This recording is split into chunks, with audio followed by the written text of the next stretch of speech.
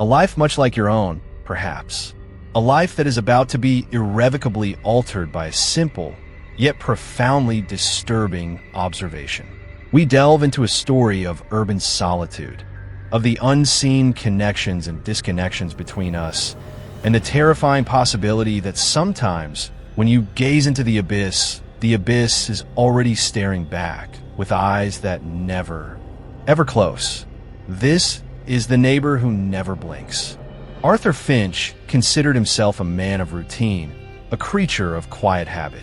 His third-floor apartment, one of a dozen identical units in the red brick monolith known as Hawthorne Court, was a sanctuary, a meticulously ordered space in a city that often felt like a symphony of chaos. From his living room window, he had a clear view across the small, paved courtyard, little more than an oversized light well, truth be told, into the corresponding window of apartment 4B. For 3 years, 4B had been occupied by a quiet, elderly woman who rarely opened her blinds. Then, about a month ago, a for rent sign had appeared, followed by a brief flurry of activity that Arthur, engrossed in his freelance coding projects, had barely registered. He'd heard no moving vans, no shouted instructions, no thud of heavy furniture.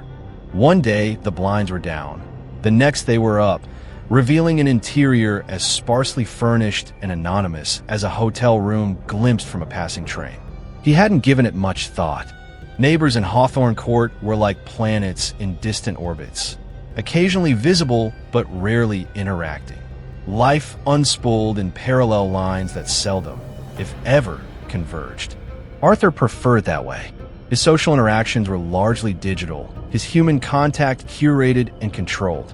The real world, with its unpredictable variables and messy emotions, was best observed from a safe distance, say the distance between his window and that of 4B. It began, as these things often do, quite innocuously. A glance. Arthur had been wrestling with a particularly stubborn piece of code, his mind a tangled knot of syntax and logic. He'd pushed back from his desk, stretched, and wandered to the window, a habit ingrained from years of screen time. He was seeking a momentary visual respite, a mental palate cleanser. His gaze drifted across the courtyard, and for the first time, especially with the perpetually dim light that seemed to emanate from within 4B. A silhouette, really. Male, he thought, judging by the breadth of the shoulders, but it was a guess. The defining characteristic was its stillness. Utter, absolute stillness. Arthur watched for a minute, maybe 2. The figure didn't move, didn't shift its weight, didn't so much as incline its head. Probably just resting, he mused, or deeply engrossed in a book, or perhaps even asleep, though the posture seemed too upright for slumber. He shrugged, the code calling him back, and returned to his desk. The next day, around the same time, late afternoon, when the sun, if it chose to appear through the city's perpetual haze, would cast long, inquisitive shadows across the courtyard, Arthur found himself at the window again. And there it was, the silhouette. Same chair, same position, same unwavering stillness. A flicker of curiosity, nothing more. Dedicated reader, he thought, a small, almost imperceptible smile playing on his lips. Or perhaps someone who simply enjoyed watching the muted drama of the courtyard, the comings and goings of pigeons, the dance of litter in the urban breeze. This pattern continued for several days. Each time Arthur looked, usually in the late afternoon or early evening, the figure was there. It became a silent, unremarkable fixture in his visual landscape, like the slightly crooked drain pipe on the opposite wall or the patch of stubborn moss growing between 2 paving stones below. He didn't dwell on it. It was just there, a silent, still life, painting viewed through 2 panes of glass. The first prickle of unease, so faint he almost didn't register it, came about a week into these passive observations. He'd been working late, the city outside having long since surrendered to the artificial twilight of street lamps and neon. He'd gotten up to make coffee, his mind still buzzing with algorithms. As he passed the window, his gaze, now almost reflexively, flicked to 4B. The interior light was on, that same dim, unchanging glow he'd come to associate with the apartment. and the figure was there, still, watching, or, at least, facing his direction. A rational part of his brain told him it was perfectly normal. Some people were night owls. Some people had insomnia. Some people just liked sitting in chairs in dimly lit rooms at 3 in the morning. But another part, a more primitive, instinctual part, felt a subtle shift in the emotional temperature of the observation. The consistency was beginning to feel less like habit and more like vigilance. He found himself lingering at the window a moment longer than usual. He tried to discern any detail. Was the head tilted? Were the hands clasped in a lap? The distance, the grime on both his window and presumably the other, and the poor lighting conspired to keep the figure an enigma. A Rorschach blot onto which his imagination could project any number of interpretations. He shook his head, chiding himself for letting his mind wander. It was nothing, just a reclusive neighbor. He made his coffee and went back to work, but the image of the still silhouette remained, a tiny persistent on the retina of his mind's eye. The next day, he started to watch more intentionally. Not obsessively, not yet, but with a more focused curiosity. He'd make excuses to be near the window. He'd time his coffee breaks to coincide with moments he thought the light might be better. He was looking for a sign of life, the ordinary, mundane proof that the figure across the way was, indeed, a fellow human being engaged in the act of living. A cough, a sneeze, a turn of the head, the rustle of a newspaper, anything. He saw none of it. The stillness was absolute, as if the figure were carved from stone. It was then, during one of these more deliberate observations, that the truly unsettling thought began to form, a tiny seed of disbelief that would soon sprout into a monstrous, all-consuming plant. He was trying to see if the figure was reading, perhaps holding a book or a tablet. He stared, squinting, trying to pierce the gloom. And as he stared, he realized he hadn't seen the figure blink. At first, he dismissed it. Of course, they blinked. Everyone blinked. It was an involuntary reflex, as natural as breathing. He just hadn't been watching closely enough, or his timing was off. He resolved to be more diligent. The next time he looked, he focused solely on the area where the eyes would be, willing them to close and open, that tiny, almost imperceptible flutter that would reassure him of the figure's humanity. He watched for 5 solid minutes. The silhouette remained. The head, the shoulders, the entire form were perfectly, preternaturally still. And in those 5 minutes, he registered no blink. Not one. A cold tendril of unease, sharper and more defined this time, wrapped itself around Arthur's thoughts. This wasn't just unusual. This was wrong. Deeply, fundamentally wrong. His heart began to beat a little faster. He told himself he was being ridiculous. There had to be an explanation. Maybe the light was playing tricks on him. Maybe the distance was too great. Maybe the person across the way had exceptionally good tear ducts. But the seed had been planted. The neighbor in apartment 4B, the silent, still observer, didn't seem to blink. And Arthur Finch, a man of logic and routine, found himself standing at his window, a knot of inexplicable dread tightening in his chest, wondering just what, or who, was watching him from across the courtyard. Chapter 1. The Still Silhouette. Arthur Finch lived his life by the unwavering metronome of routine, a self-imposed discipline that fenced off the messy sprawl of the world beyond his third-floor apartment at Hawthorne Court. His days were measured in lines of code, cups of precisely brewed Earl Grey tea, and the quiet hum of his high-end computer. He was a freelance programmer, a digital artisan crafting elegant solutions to complex problems for clients he rarely met face-to-face, their disembodied requests arriving via encrypted emails, their payments materializing as sterile numbers in his online bank account. This suited Arthur. He found a profound comfort in the predictable, in the controllable. His apartment, a space of muted grays and organized surfaces, was less a home and more a carefully calibrated environment. Every object in its designated place. Every function optimized for efficiency and minimal distraction. From his living room window, the one that overlooked the central courtyard, a rather grand term for what was essentially a concrete well designed to offer a modicum of light and a shared vista of brickwork and other people's win. Douse. He could see directly into the corresponding window of apartment 4B. For years, this view had been an exercise in unchanging neutrality. Old Mrs. Henderson, the previous occupant of 4B, had kept her blinds perpetually drawn, a silent, beige testament to a desire for privacy that Arthur, in his own way, deeply respected. Then, Mrs. Henderson had, as the polite euphemism went, passed on, and after a brief, almost imperceptible period of vacancy, the blinds in 4B had risen. Arthur hadn't marked the exact day the new neighbor, or rather, the new presence, had manifested.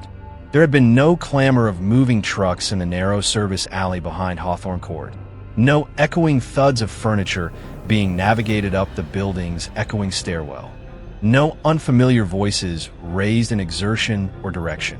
One day, 4B was an empty square of darkened glass reflecting the often leaden sky. The next, the blinds were raised 3/4 of the way, revealing a sparsely furnished interior and, seated in a high-backed armchair, a figure. It was an arrival as quiet and unobtrusive as the settling of dust. Arthur, immersed in debugging a particularly recalcitrant piece of software for a Swiss cybersecurity firm, had registered it only peripherally at first.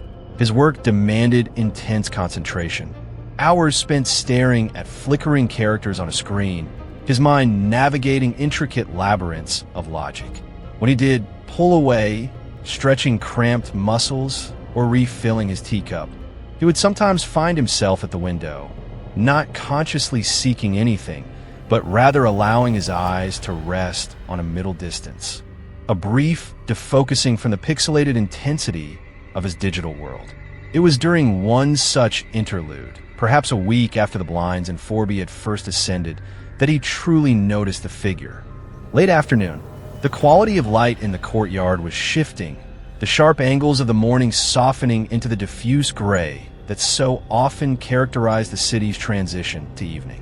The figure was seated, as he would later come to realize it always was, in a dark, high-backed armchair, positioned so it directly faced its window, and by extension his own. Too distant to discern features with any clarity, it presented as a mere silhouette against the perpetual twilight of 4BS interior. A faint, unvarying amber light, like that from a low-wattage bulb in a distant room, was the only illumination, doing little to dispel the shadows that clung to the corners and deepened the mystery of the occupant. Arthur assumed it was a man, judging by the general bulk of the shoulders and the stillness that seemed more typically masculine than feminine, but it was an assumption based on minimal data. He watched for a moment, his mind still half occupied with lines of Python. The figure did not move, not a twitch, not the slightest adjustment of posture. Probably reading, Arthur had thought, or perhaps simply lost in thought, a common enough state. He returned to his monitor, the image of the still silhouette quickly receding from his conscious mind, filed away as an insignificant detail in the backdrop of his day. Over the next few days, the observation repeated itself, always with the same lack of incident. Arthur would glance up or pause by the window during a break, and the figure would be there, always in the same chair, always in the same pose, always bathed in that same weak, unchanging light. It became, for a short while, an unremarkable constant in his visual periphery, as taken for granted as the slightly chipped brick on the sill of his own window, or the melancholic cooing of the pigeons that sometimes congregated on the courtyard's grimy paving stones. He didn't assign any particular significance to it. Hawthorne Court, like most apartment buildings of its kind, was a repository of individual privacies, a collection of separate, sealed worlds. Some residents were gregarious, their presence announced by music, laughter, or the aroma of cooking that drifted into the shared hallways. Others were phantoms, their existence confirmed only by a name on a mailbox or the occasional glimpse of a retreating back. The occupant of 4B, it seemed, belonged to the latter category, a connoisseur of stillness and shadow. The first subtle deviation from this acceptance, the first almost imperceptible tremor of something other than passive acknowledgement, occurred on a Tuesday.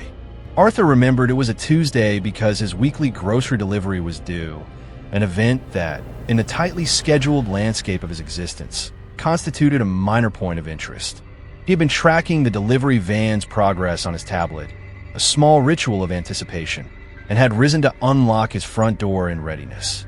As he passed the living room window, his gaze, now almost involuntarily, flicked towards 4B. The figure was there, of course, but as he paused, his attention snagged for a fraction longer than usual. He noted the absolute, unyielding sameness of it all. It wasn't just that the person was in the chair. It was that they were in the chair in precisely the same way he had seen them yesterday and the day before. And the day before that. The angle of the head, the line of the shoulders, the subtle slump that suggested a body at rest. It was a tableau vivant, frozen in perpetuity. A faint, almost academic curiosity stirred within him. Was this person an invalid, perhaps confined to that chair? But there was no visible paraphernalia of illness, no walker glinting in the dim light, no oxygen tubes snaking away.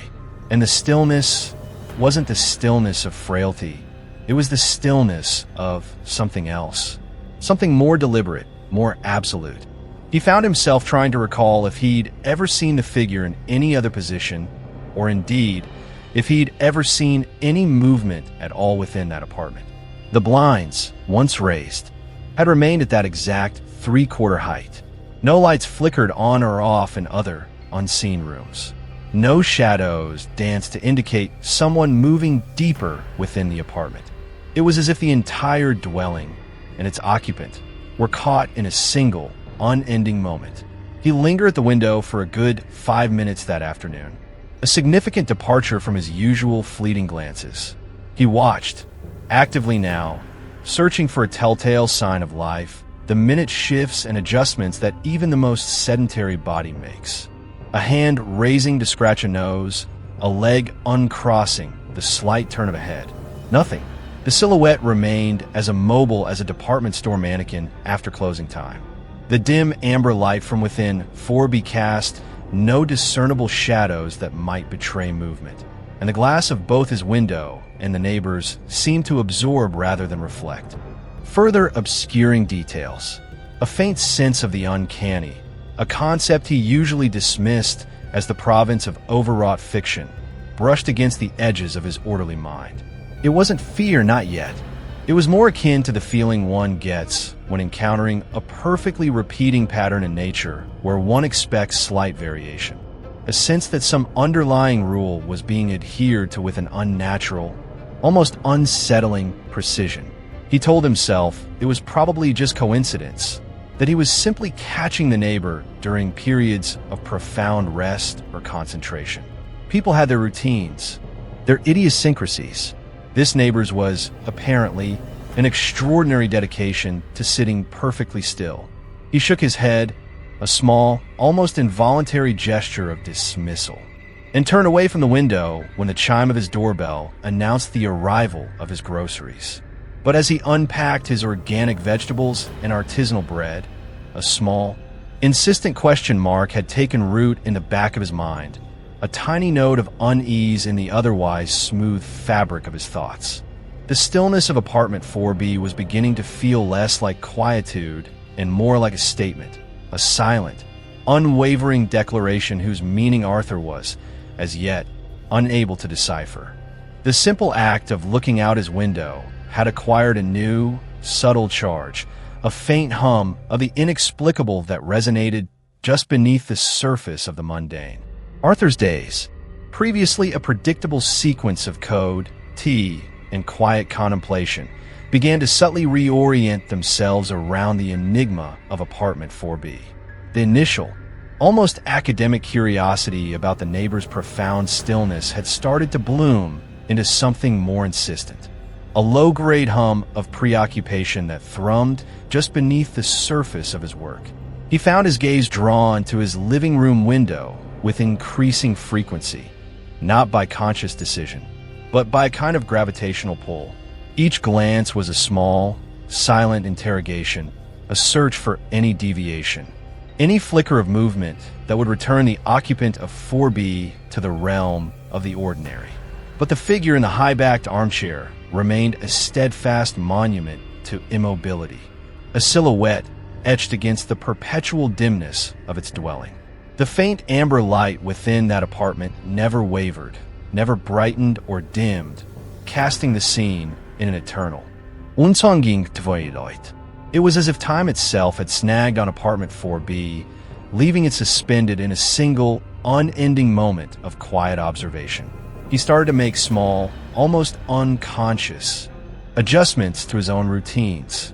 His desk, which had always faced the interior wall of his study alcove to minimize distractions, was subtly angled so that a slight turn of his head afforded him a view through the living room and across the courtyard. His tea breaks became less about the tea and more about the opportunity to stand at the window, cup warming his hands, and stare. He'd tell himself he was just stretching his eyes, a necessary counterpoint to the hours spent focused on his monitor. But he knew, with a growing sense of disquiet, that he was watching. He was looking for something, though he wasn't entirely sure what. Proof of life, perhaps, or more unsettlingly, proof of something else. The utter consistency of the neighbor's posture was what gnawed at him most. It wasn't just that they were always in the chair. It was that they were always in the chair in precisely the same configuration. The slight incline of what he presumed was the head, the rigid line of the shoulders, the way the arms seemed to rest unseen in the lap or along the armrests. It was a pose of such unyielding sameness that it beggared belief. He tried to imagine himself sitting that still for even an hour, let alone for the cumulative days he had now been observing this phenomenon.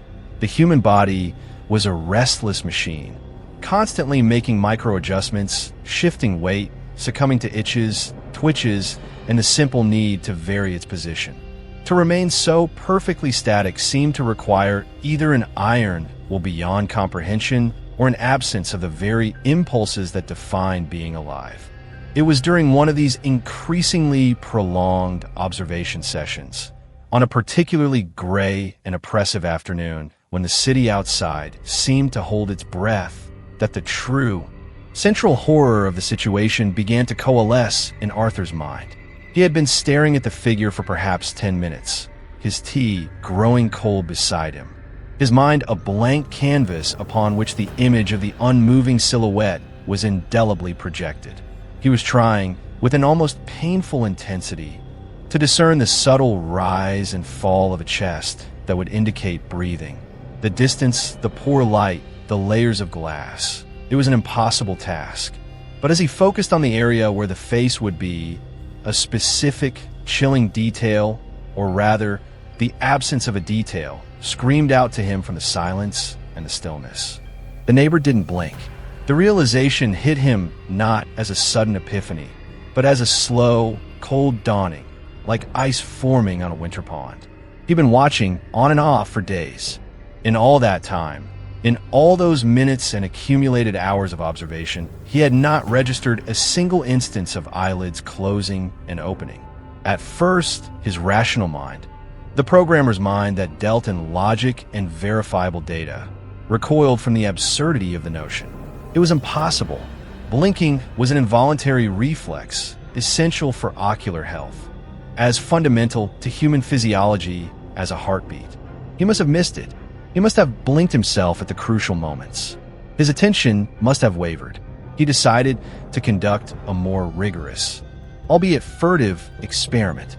He positioned himself at his window, feigning an interest in a book he held unread in his hands, and fixed his gaze intently on the upper portion of the silhouette in 4B. He timed himself. 1 minute passed. The figure remained as still as granite, its unseeing gaze presumably fixed in his general direction. 2 minutes.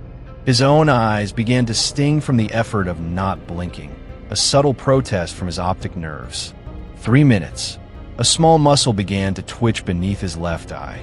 He forced himself to remain focused. The figure across the courtyard was a statue, a perfectly rendered illusion of a seated person, its vital signs, if any, utterly imperceptible. 5 minutes. Arthur finally had to blink, a rapid, desperate series of flutters as his eyes flooded with relieving moisture. And in those 5 solid minutes, the figure in apartment 4B had not betrayed even the faintest hint of an eyelid's movement. A profound unease, cold and sharp, pierced through Arthur's carefully constructed composure. This wasn't just reclusiveness. This wasn't just eccentricity. This was something else, something that defied natural law. He felt a flush of heat rise to his face, followed by a clammy chill. He backed away from the window, a sudden, almost superstitious fear making him want to break visual contact. He paced his small living room, his mind racing, trying to find a logical explanation. Any explanation that didn't involve the monstrous or the supernatural. Could it be some kind of meditative trance, a yogic feat of stillness? Unlikely, not for days on end. Could the person be wearing some kind of reflective glasses or goggles that obscured their eyes, and any blinking? Possible, he supposed, but the overall impression wasn't of someone geared up for an activity. It was of someone simply sitting. He considered the ludicrous possibility that it was a mannequin, a cleverly placed dummy. But why? What purpose would that serve? And there was a certain presence about the figure, an indefinable quality that, even in its utter stillness, suggested occupancy rather than artistry. Or perhaps that was just his own imagination, a desperate attempt to humanize what was becoming increasingly inhuman. He returned to the window, drawn by a morbid compulsion he couldn't resist. The silhouette was still there, of course, unchanged, unblinking, waiting. A new, insidious thought began to creep into his mind. Was the neighbor even alive? Could he be witnessing some slow, silent, and utterly bizarre form of death? Had someone expired in that chair, their body locked in its final pose, a macabre tableau for an unwitting audience of one? The idea sent a shiver of genuine fear down his spine. If that were the case, he had a responsibility, didn't he? A civic duty to report it. But what would he say? I think my neighbor might be dead because he hasn't blinked in a week. He could imagine the incredulous silence on the other end of the emergency line, the barely suppressed suspicion that he was a crank, a time waster. And what if he was wrong? What if there was a perfectly mundane, if unusual, explanation, and he ended up looking like a fool? Or worse, a paranoid busybody? The potential for embarrassment, for having his own carefully guarded privacy breached by official inquiry, was a powerful deterrent. That evening, Arthur found it difficult to concentrate on his work. The lines of code on his screen seemed to blur and shift, the logic of algorithms dissolving into the far more pressing and disturbing logic of the unblinking figure across the courtyard.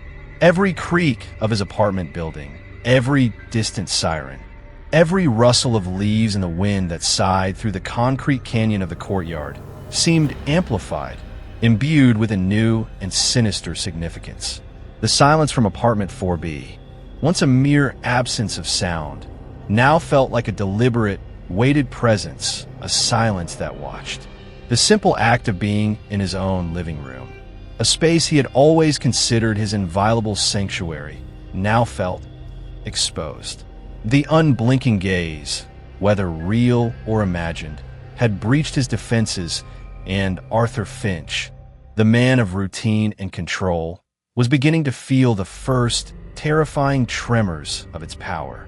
His world, once so neatly defined, was starting to fray at the edges, all because of a neighbor who never blinked.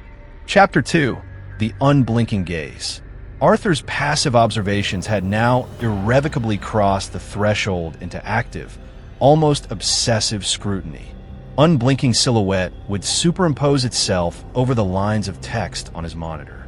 During his solitary meals, his gaze would inevitably drift towards the window, his appetite blunted by the silent, unwavering presence across the courtyard. He started to ration his glances, telling himself he wouldn't look, only to find his resolve crumbling within minutes.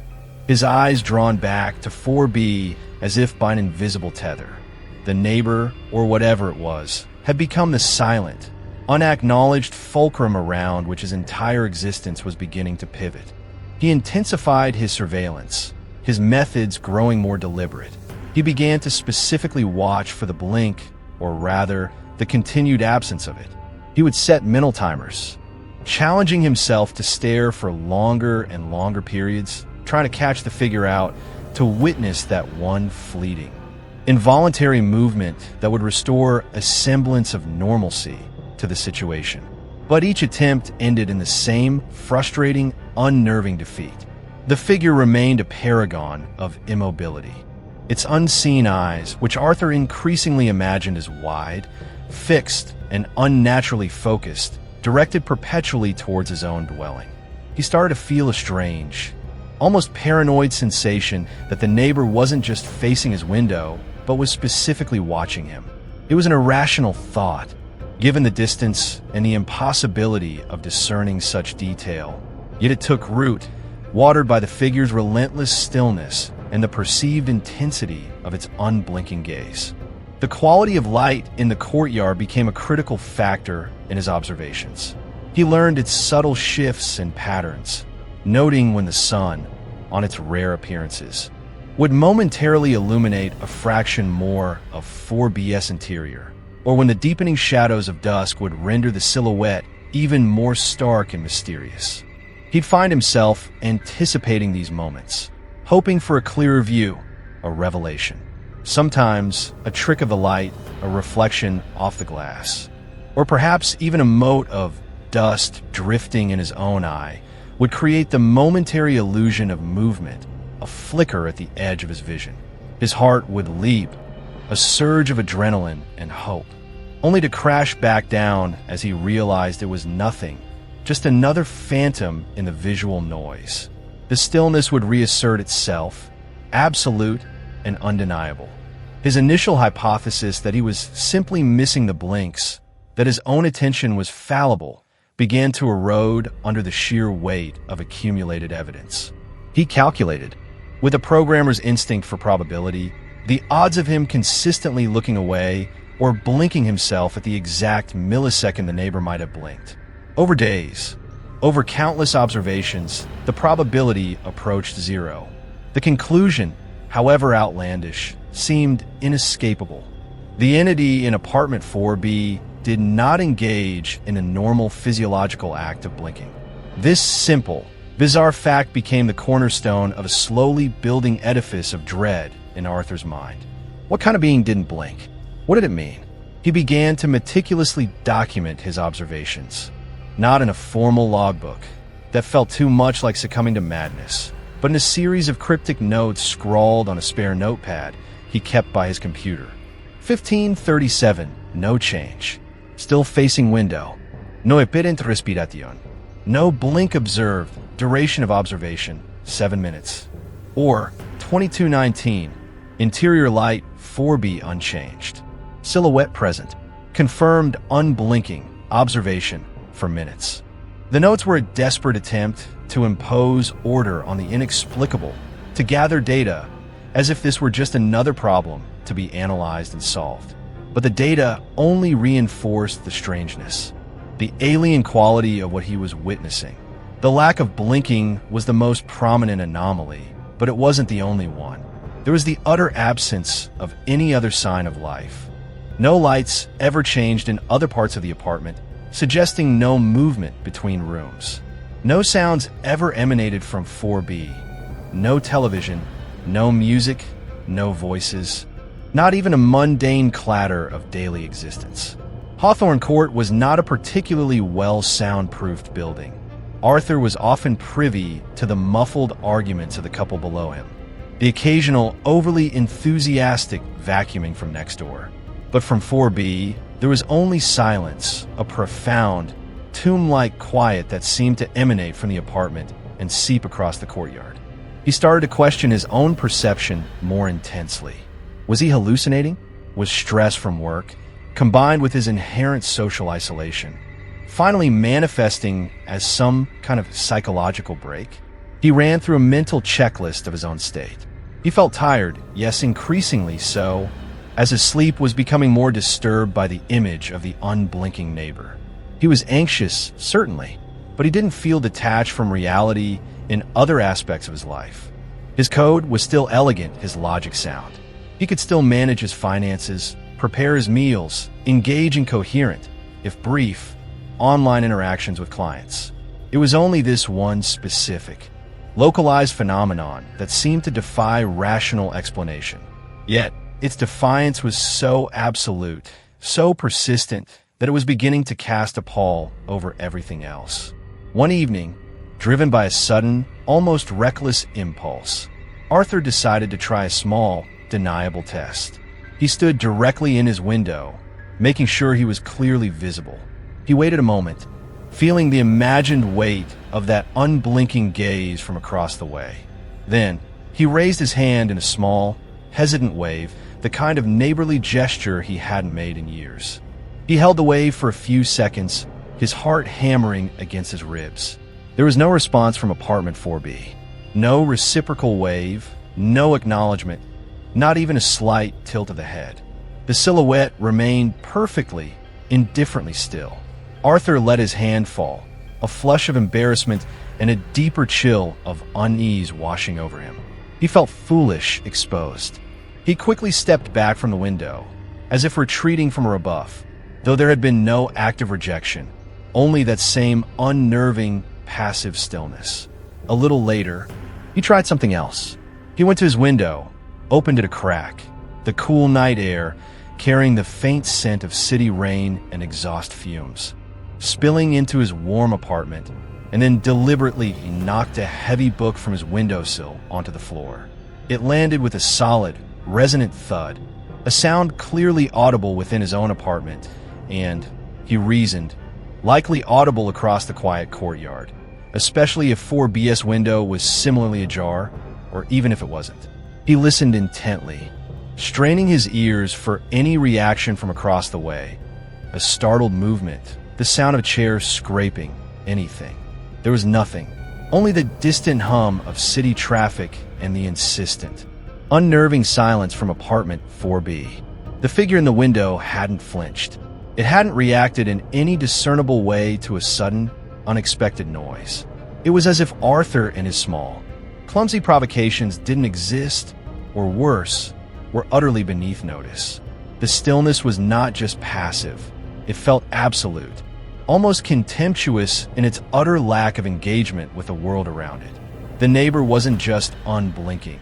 It was, to all outward appearances, entirely unresponsive. A fixed point of alien observation in Arthur's increasingly unsettled world. His initial curiosity had now fully metamorphosed into a creeping dread. A dread that was beginning to color his days and haunt his nights. The unblinking gaze from across the courtyard was no longer just a strange sight. It was becoming a psychological torment.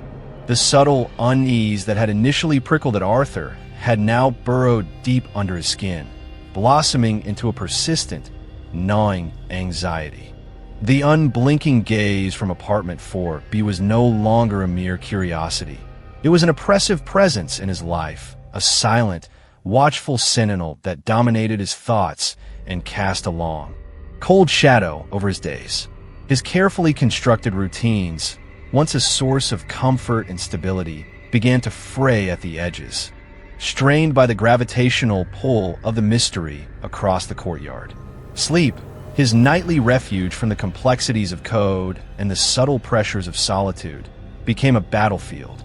He'd find himself jerking awake in the dead of night, his heart pounding, a nameless dread clinging to him like a shroud.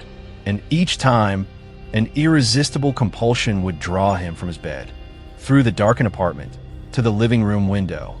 He'd tell himself he was just checking, just reassuring himself that it was all a figment of his overtired imagination. But the reassurance never came. In the inky blackness of 3 a.m., or the eerie, pre-dawn gray, the faint amber glow still emanated from 4B, and silhouetted against it, the figure would be there. Unmoving, unblinking, eternal. The sight, repeated night after night, began to take a serious toll. Dark circles bloomed beneath Arthur's eyes, a constant testament to his fractured sleep. His concentration, usually laser-sharp, became fragmented. Lines of code that would normally flow effortlessly from his mind now required immense effort. His thoughts repeatedly snagged by the image of the still watcher. He made mistakes. A misplaced semicolon that crashed a program. A misinterpreted client brief that required hours of painstaking rework. These were uncharacteristic errors, small cracks appearing in the facade of his professional competence. And they worried him almost as much as the enigma of 4B itself.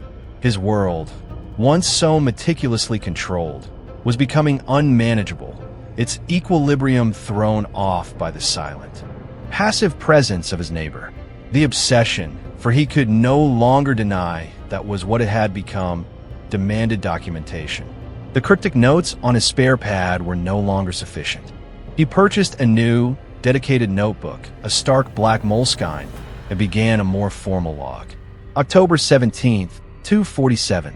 Subject, hereafter referred to as present in window. Standard posture. Illumination level consistent. No blink observed during 10-minute period. No discernible respiration. Ambient temperature in courtyard, 8 degrees Celsius. My own pulse rate, 85 BPM, elevated. He recorded times, durations of observation, atmospheric conditions, even his own physiological responses. It was an attempt to bring scientific rigor to the irrational, to create a dataset that might somehow yield an answer. But the growing pages of meticulous, neatly penned entries only served to highlight the profound abnormality of the situation. The data was a relentless chronicle of stillness, of unblinking vigilance, of a phenomenon that simply should not be. He started taking photographs. At first, he used his smartphone, holding it angled against his window pane to minimize reflection. The distance, the low light, and the inherent limitations of the phone's camera resulted in blurry, indistinct images. The figure in 4B was reduced to a dark, vaguely human-shaped smudge against a grainy, amber backdrop. The photos were useless as evidence, yet he couldn't stop taking them. He'd scroll through them at night, searching for some detail he might have missed, some clue hidden in the digital noise. He even considered buying a camera with a more powerful zoom lens. A telephoto lens that could bridge the gap across the courtyard and bring the figure into sharp, undeniable focus. The thought both thrilled and terrified him. What would he see if he could truly magnify that face, those unblinking eyes? Would clarity bring understanding, or a more profound, unbearable horror?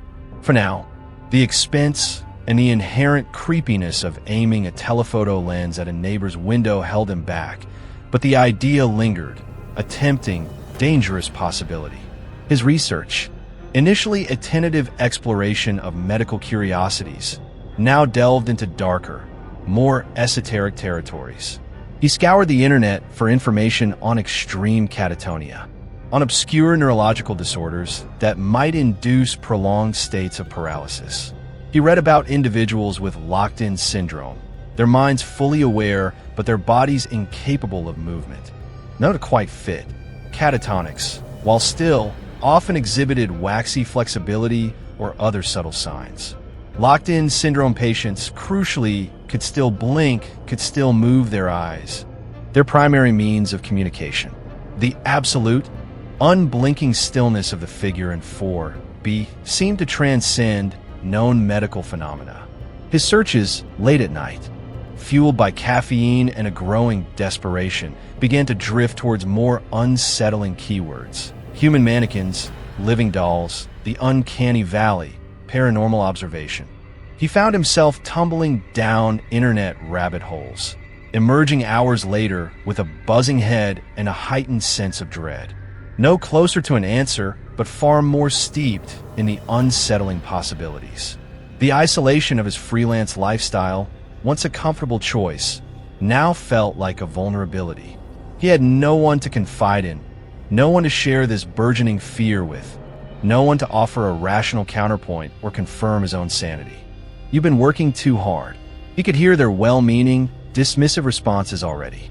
So, he kept his terror to himself, a secret, festering wound. One afternoon, the tangible consequences of his fixation arrived in the form of a curt, formal email from his Swiss cybersecurity client. It referenced a critical deadline missed, a module of code delivered late, and, more alarmingly, containing several significant bugs. The tone was one of barely concealed disappointment and a stern warning about future performance. Arthur stared at the email, a cold knot of shame and fear tightening in his stomach. This was serious. This client was his most lucrative, his most prestigious. To lose them would be a devastating blow, both financially and to his professional reputation. He knew, with a sickening certainty, that the errors, the missed deadline, were a direct result of his obsession with Apartment 4B. The unblinking neighbor was not just a passive observer. It was actively, if indirectly, dismantling his life, one sleepless night, one missed deadline, one fractured thought at a time. The horror was no longer confined to the view from his window. It was seeping into every aspect of his existence, its tendrils tightening around his sanity and his livelihood. The unblinking gaze had become a silent, implacable saboteur. Chapter 3. Sleepless Nights, Watching Windows. Arthur's descent into the nocturnal world of the Watcher was insidious. A creeping alteration of his circadian rhythms driven by the magnet of Apartment 4B.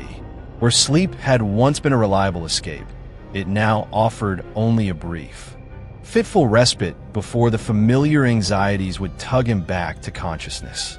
He'd find himself lying in bed, staring at the shifting patterns of streetlight and shadow on his ceiling, his ears straining for any sound from across the courtyard, his mind replaying the endless loop of the unblinking silhouette.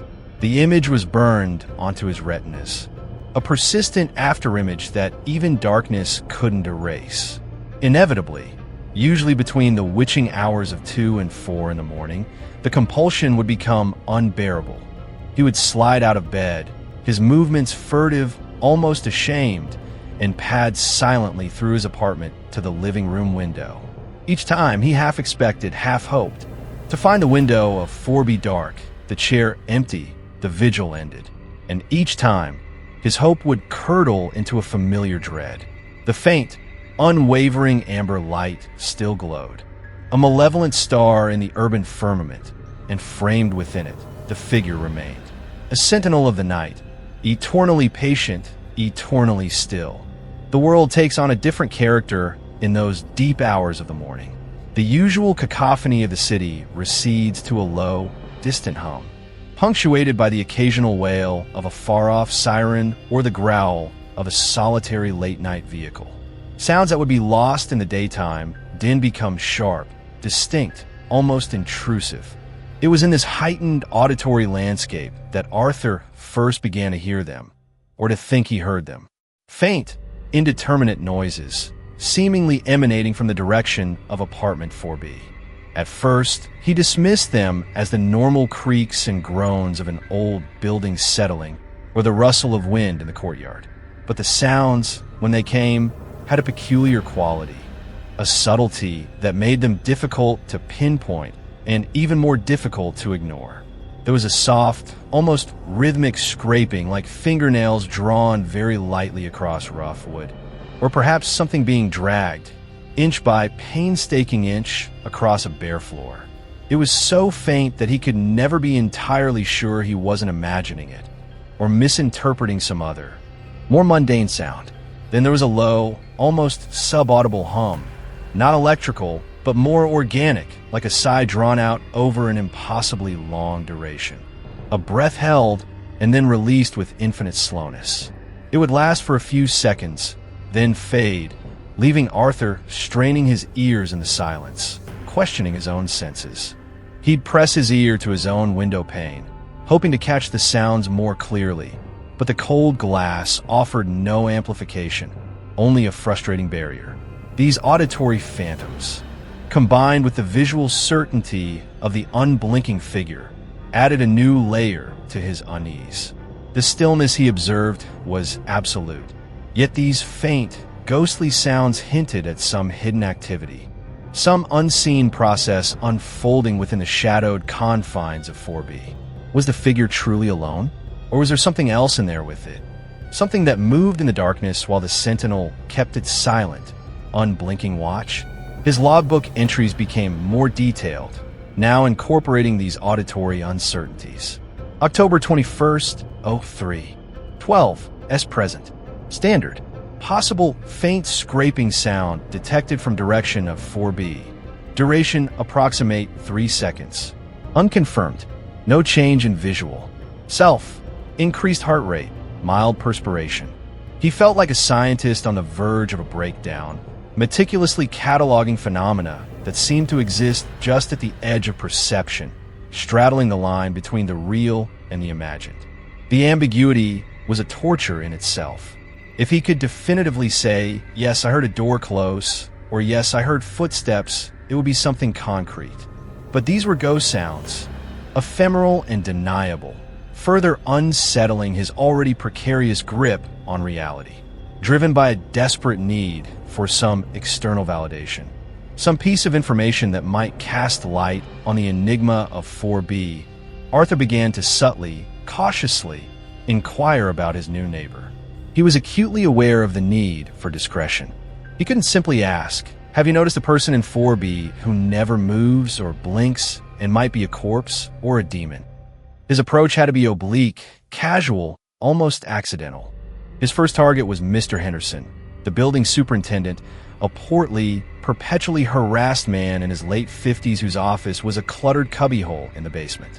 Arthur timed his approach to coincide with Henderson's morning ritual of hosing down the front steps of Hawthorne Court. Feigning a sudden concern about a non-existent, dripping tap in his bathroom, Arthur engaged Henderson in small talk, gradually steering the conversation towards the building's occupancy. A lot of turnover in 3C lately, Arthur remarked casually, nodding towards a different wing of the building. Henderson grunted, aiming a jet of water at a stubborn piece of gum. Tell me about it. People come, people go. This ain't the Ritz, you know. Quiet building mostly, though. Arthur pressed gently. Don't hear much from most folks. He paused, then, as if an afterthought. Even that new person in 4B, Mrs. Henderson's old place. Haven't heard a peep. Guess they like their peace and quiet. Henderson straightened up, squinting at Arthur. 4B? Oh yeah, fella took it. Paid his deposit, first month's rent. Cash. Quiet type. Real quiet. Haven't seen him since he signed the lease, come to think of it. Just the way I like him, long as the rent shows up. Know his name? Arthur asked, trying to keep his tone light. Henderson shrugged, the hose momentarily forgotten. Something foreign, I think. Didn't really catch it. Look, Mr. Finch, about that tap. Arthur, sensing he would get no more, quickly described his fictional plumbing issue and retreated, a new piece of information lodging in his mind. Fella, foreign name, paid in cash. It wasn't much, but it was something. A male. That confirmed his initial impression. But the anonymity, the cash payment, the superintendent's lack of engagement, it only deepened the mystery. This wasn't just a reclusive neighbor. This was a ghost in the system, a tenant who existed only as a name on a lease Henderson couldn't quite recall and a still figure in a window. He tried a similar approach with Mrs. Gable, an elderly woman from the second floor who often sat on a bench in the courtyard on sunnier days, ostensibly to read, but mostly, Arthur suspected, to observe the comings and goings. He encountered her one afternoon, the notebook tucked under her arm, her keen, bird-like eyes scanning the building. Afternoon, Mrs. Gable, Arthur said, offering a polite nod. Mr. Finch, she replied, her voice surprisingly firm. Taking the air. Just stretching my legs, he said. Been cooped up working. You know, it's funny, this building. You can live here for years and hardly know your neighbors. That's city life for you, dear, Mrs. Gable said, a hint of melancholy in her tone. Not like it used to be. Take that apartment above you for B. Arthur ventured, trying to sound conversational. New person moved in a while back, I think. Ever see them around? Mrs. Gable's gaze sharpened.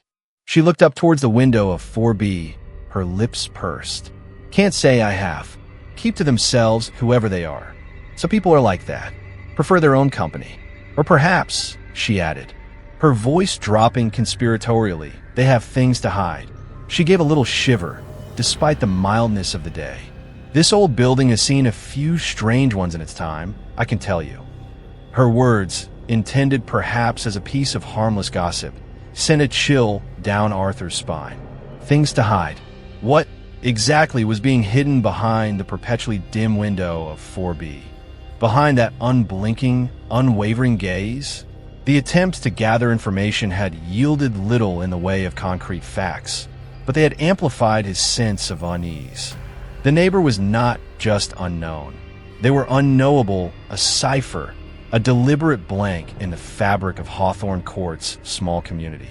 And the more Arthur tried to understand, the more the mystery seemed to deepen, drawing him further into its unsettling embrace.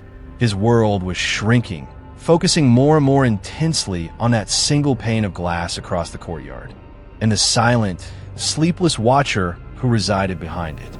The acquisition of the binoculars marked a significant escalation in Arthur's obsession, a crossing of a psychological Rubicon from which there would be no easy retreat.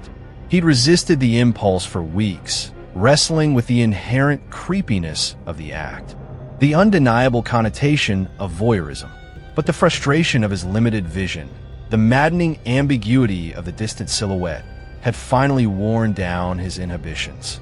If he was to understand, truly understand, what was happening in apartment 4B, he needed to see. He purchased them online, a discreet, high-powered pair marketed for birdwatching. Their arrival in a plain cardboard box feeling both illicit and necessary. He waited until the deep cover of night, when the rest of Hawthorne Court was presumably asleep, before he dared to use them for the first time. His hands trembled slightly as he raised them to his eyes, the cool metal a stark contrast to his clammy palms. He focused the lenses, the courtyard swimming into a startling, almost uncomfortable clarity, the familiar bricks and window frames suddenly imbued with a wealth of previously unseen detail. Hairline cracks in the mortar, the faint iridescent sheen of a cobweb, the chipped paint on a distant sill. Then he panned slowly, deliberately, towards the window of 4B. The figure leaped into focus with a shocking immediacy, banishing the comfortable blur of distance. Arthur gasped a small, involuntary sound and took a half-step back from his own window, as if the enhanced view had somehow shortened the physical space between them. He could see the neighbor's face, and it was horrifying. The skin was unnaturally smooth, a pale, almost luminous white that seemed to absorb rather than reflect the meager light. It had a waxy, artificial sheen like polished alabaster, or more disturbingly, the skin of meticulously preserved corpse. The eyes, oh the eyes. They were wide, far wider than any normal human eyes, and fixed in that unblinking stare that had become the nexus of his terror. They were dark, glassy, and seemed to possess no discernible pupils, just an endless, fathomless blackness that drank the light. There was an unnerving symmetry to the face, a perfection that was inherently inhuman. The lips were thin, bloodless, and set in a faint, almost imperceptible curve that could have been a nascent smile or a rictus of profound indifference. It was the face of a porcelain doll scaled up to adult size, imbued with a terrifying stillness that was far more unsettling up close than it had been as a distant silhouette. Arthur felt a wave of nausea, a visceral reaction to the sheer wrongness of what he was seeing. This was not a person, not in any conventional sense. The unblinking was no longer the primary horror. It was merely a symptom of a far deeper, more fundamental aberration. He lowered the binoculars, his breath coming in ragged gasps, his heart hammering a frantic rhythm against his ribs. He leaned against the wall, trying to process the image now seared into his mind. It was a mask. It had to be. Or perhaps it was a mannequin, an incredibly, terrifyingly lifelike mannequin, positioned in that window for some arcane, unknowable purpose. The thought, while still bizarre, was almost a relief compared to the alternative, that a living human being could possess such a visage, such an unnatural, death-like stillness. He forced himself to look again, his morbid curiosity battling his rising terror. He focused on the details, trying to find a flaw, a seam, anything that would betray artifice. The line of the jaw was too perfect, the ears too symmetrically sculpted. There was no discernible texture to the skin, no pores, no blemishes, no tiny hairs that would mark it as human. The hair on its head, dark and neatly combed, looked too uniform, too much like a wig. He scanned the visible part of the body, the shoulders, the chest. The clothes it wore were dark, nondescript, a simple high-neck sweater or shirt that revealed little. But the way the fabric lay, it too seemed unnaturally smooth, uncreased by movement or the subtle shifts of a living body. One evening, a pale, unmoving sentinel against the gloom. He was studying the area around the chair, looking for any other clues when he saw it, or thought he saw it. A flicker, not from the figure itself, but from the deeper shadows behind it towards the back of the room. It was a momentary disturbance, a shadow detaching itself from another shadow, a swift, almost subliminal movement that was there and then gone, too quick for his eyes to fully register, too ambiguous to be certain. His blood ran cold. He swept the binoculars across the visible portion of the room, his heart pounding. Had he imagined it? Was it a reflection from outside? A car's headlights momentarily glancing off something within the apartment? Or had someone else been in that room, moving just beyond the periphery of the static, central figure? The thought that the unblinking entity might not be alone, that there was another, unseen presence sharing that space, added a new, terrifying dimension to his obsession. He stayed at the window for hours that night, his eyes raw, his muscles aching, desperately scanning the depths of 4B for another sign. But the room remained stubbornly still, offering up no further secrets, only the pale, unblinking face staring back at him. The weight of his discovery, the certain knowledge that something profoundly unnatural resided in apartment 4B, pressed down on Arthur with suffocating intensity. He knew he should do something, tell someone.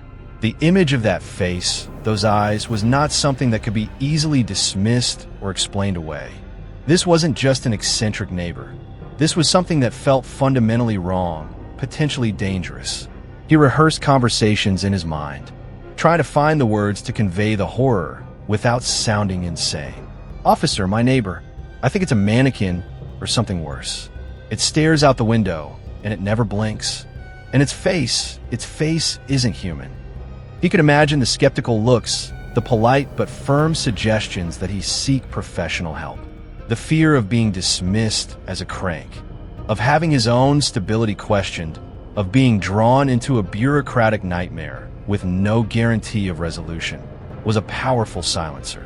What if he was wrong? What if, despite what he'd seen through the binoculars, there was some bizarre, theatrical explanation that would make him look like a fool? What if the police came and the figure was gone, or replaced with something innocuous? The potential for humiliation, for the unraveling of his own carefully guarded life, was immense.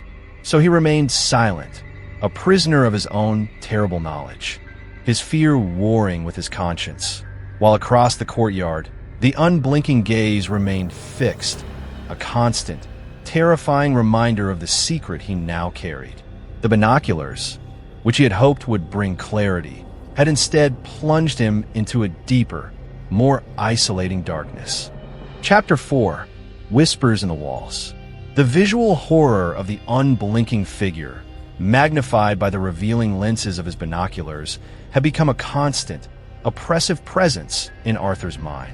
But now, a new and arguably more insidious element began to weave itself into the tapestry of his dread: sound. Or, more accurately, the suggestion of sound. The faint, indeterminate noises he had occasionally thought he'd heard from the direction of apartment 4B. The soft scraping, the almost inaudible hum, became more frequent, or perhaps his senses, heightened by fear and sleeplessness, had become more attuned to their ghostly presence.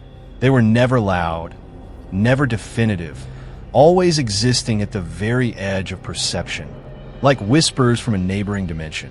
These auditory phantoms, combined with the unwavering visual of the static figure, created a profoundly unsettling dissonance. How could a being so utterly still, so seemingly inert, be associated with these subtle emanations of activity? He would sit in his own darkened living room for hours, often foregoing his work entirely, his head cocked, straining to decipher the faint noises that drifted across the courtyard or seemed to seep through the very walls of Hawthorne Court. The scraping sound, when it came, was particularly unnerving. It was dry, furtive, like old parchment being slowly dragged across a rough surface, or perhaps the sound of something being meticulously, patiently exhumed. It would last for a few seconds, then cease, leaving an even more profound silence in its wake, a silence that felt charged, expectant. Arthur would hold his breath, waiting for it to resume, his imagination painting vivid, disturbing pictures of what might be transpiring in the shadowed interior of 4B. Was the figure not as inanimate as it appeared? Did it, or something else within that apartment, engage in some hidden, nocturnal labor while the sentinel at the window maintained its unblinking vigil? The low hum, too, became more persistent. It wasn't the steady, mechanical drone of an appliance. It was more erratic, almost organic, rising and falling in pitch and intensity with no discernible pattern. Sometimes it sounded like a drawn-out, mournful sigh, too deep and resonant to be human. At other times, it resembled the faint, far-off thrumming of immense, unseen machinery, a sound that seemed to vibrate in his very bones. He tried to pinpoint its exact source, pressing his ear against the common wall he shared with the hallway, then against his window pane. But the sounds remained frustratingly diffuse, their origin elusive. He even considered the possibility that they weren't coming from 4B at all, that they were merely the building's old pipes groaning or the wind playing tricks in the ventilation shafts. But a cold certainty in his gut told him otherwise. These sounds were connected to the figure, to the unnatural stillness, to the unblinking gaze. They were part of the same unfolding horror.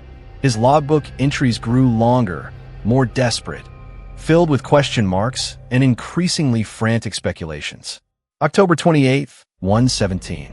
S present. Visual unchanged. Distinct scraping sound heard. Approximate 5 seconds. Originating 4B? Unclear. Followed by low-frequency hum. Variable pitch. Approximate 1 minute. Psychological state.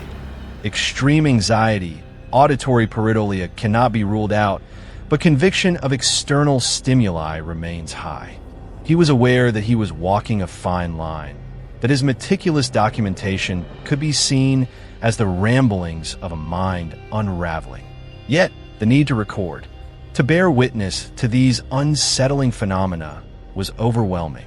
The silence from other residents regarding apartment 4B was, in itself, becoming another source of unease.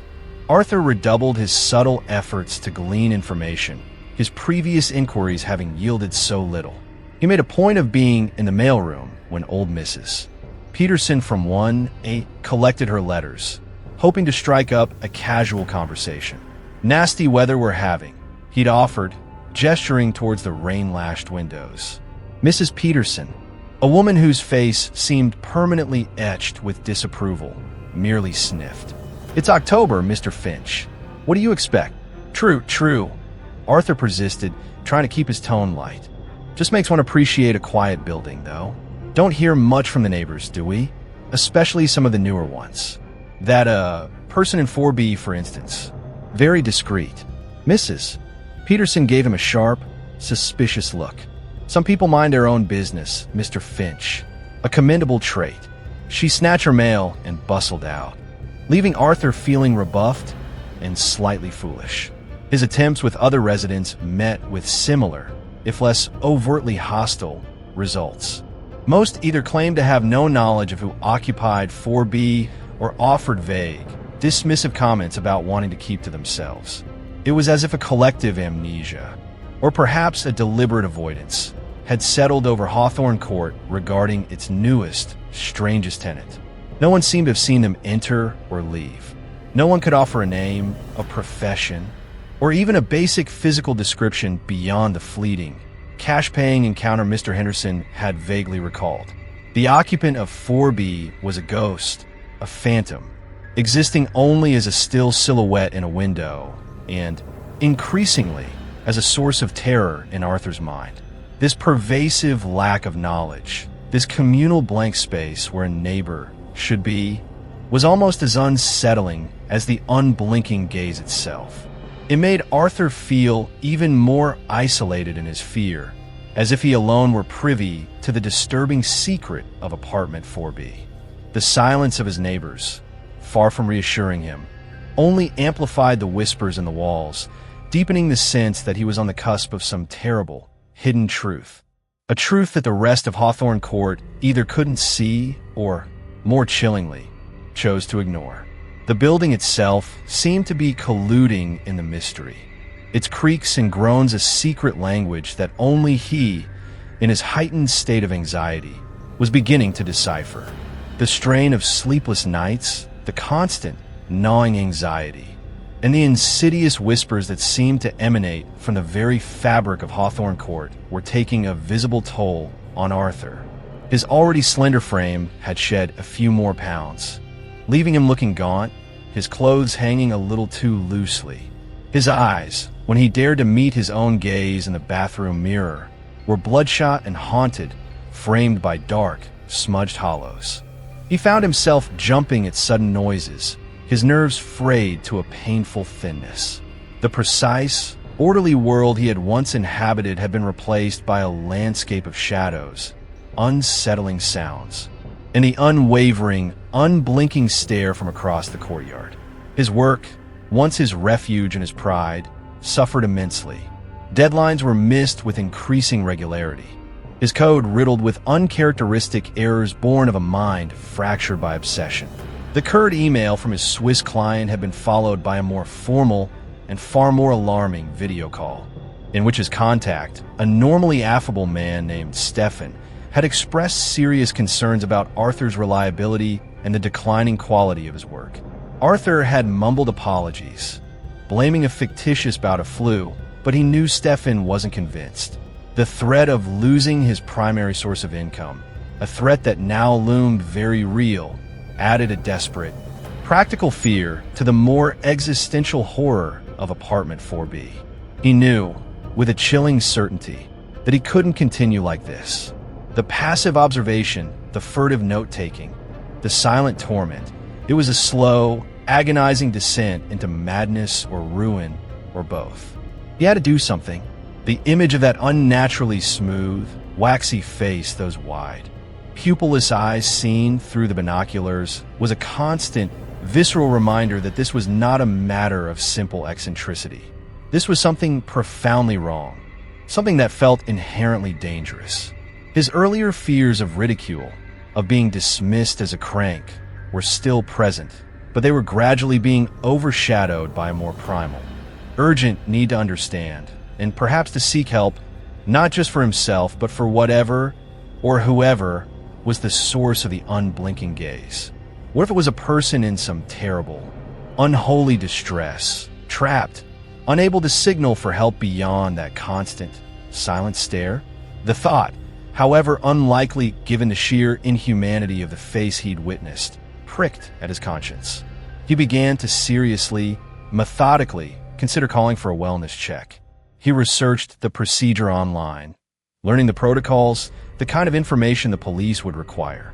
He rehearsed what he would say, trying to craft a narrative that sounded concerned but rational, omitting the more outlandish details like the unblinking or the whispers, focusing instead on the prolonged immobility and the lack of any discernible activity. My neighbor in apartment 4B, he'd practice, his voice low and hesitant in the confines of his own living room. I haven't seen them move from their chair by the window in weeks. I'm just concerned something might be wrong. No sounds, no lights changing. It's just very still. It sounded thin, even to his own ears. He imagined the dispatcher's bored, skeptical questions. How do you know they haven't moved, sir? Are you watching them constantly? What's your relationship to the occupant? The thought of the scrutiny, the potential for his own life to be picked apart, was almost paralyzing. One particularly bleak afternoon, after another night of minimal sleep and another morning spent staring fruitlessly at lines of code that refused to make sense, Arthur found himself staring at the telephone, his hand hovering over the receiver. The fear of making the call was immense, but the fear of not making it, of allowing this silent, creeping horror to continue unchecked, was becoming unbearable. He took a deep breath, his heart thudding a dull, heavy rhythm against his ribs. He picked up the receiver, the cool plastic unexpectedly heavy in his trembling hand. He punched in the first 2 digits of the non-emergency police line, then hesitated, his finger hovering over the third. What if he was wrong? What if this was all some elaborate, bizarre misunderstanding? What if the police arrived, and the occupant of 4B was a perfectly normal, if reclusive, individual who just happened to enjoy sitting very still and had an unusual facial structure, or was wearing a theatrical mask for reasons of their own? The embarrassment would be acute, the repercussions potentially severe. He could become the neighborhood eccentric, the paranoid busybody. His carefully guarded anonymity would be shattered. And then there was the other, darker possibility. What if he was right? What if there was something truly sinister in apartment 4B? What would happen then? Would he be drawn into something far more terrifying than he could currently imagine? Would he become a target? The figure in the window watched. It was always watching. Did it know it was being observed in turn? The thought that his own scrutiny might have been detected, that his growing obsession might have registered with the silent watcher, sent a fresh wave of cold dread through him. He slammed the receiver back into its cradle, a strangled sob escaping his lips. He couldn't do it. He was trapped, caught between the horror of the known and the terror of the unknown, paralyzed by indecision and a growing sense of his own impotence. That evening, as dusk began to settle, painting the courtyard in hues of bruised purple and gray, Arthur was back at his window, the binoculars a familiar, unwelcome weight in his hands. He was drawn there by the same morbid compulsion, the same desperate need to see, to understand. He focused on the window of 4B, the pale, mask-like face of the figure slowly resolving out of the gloom.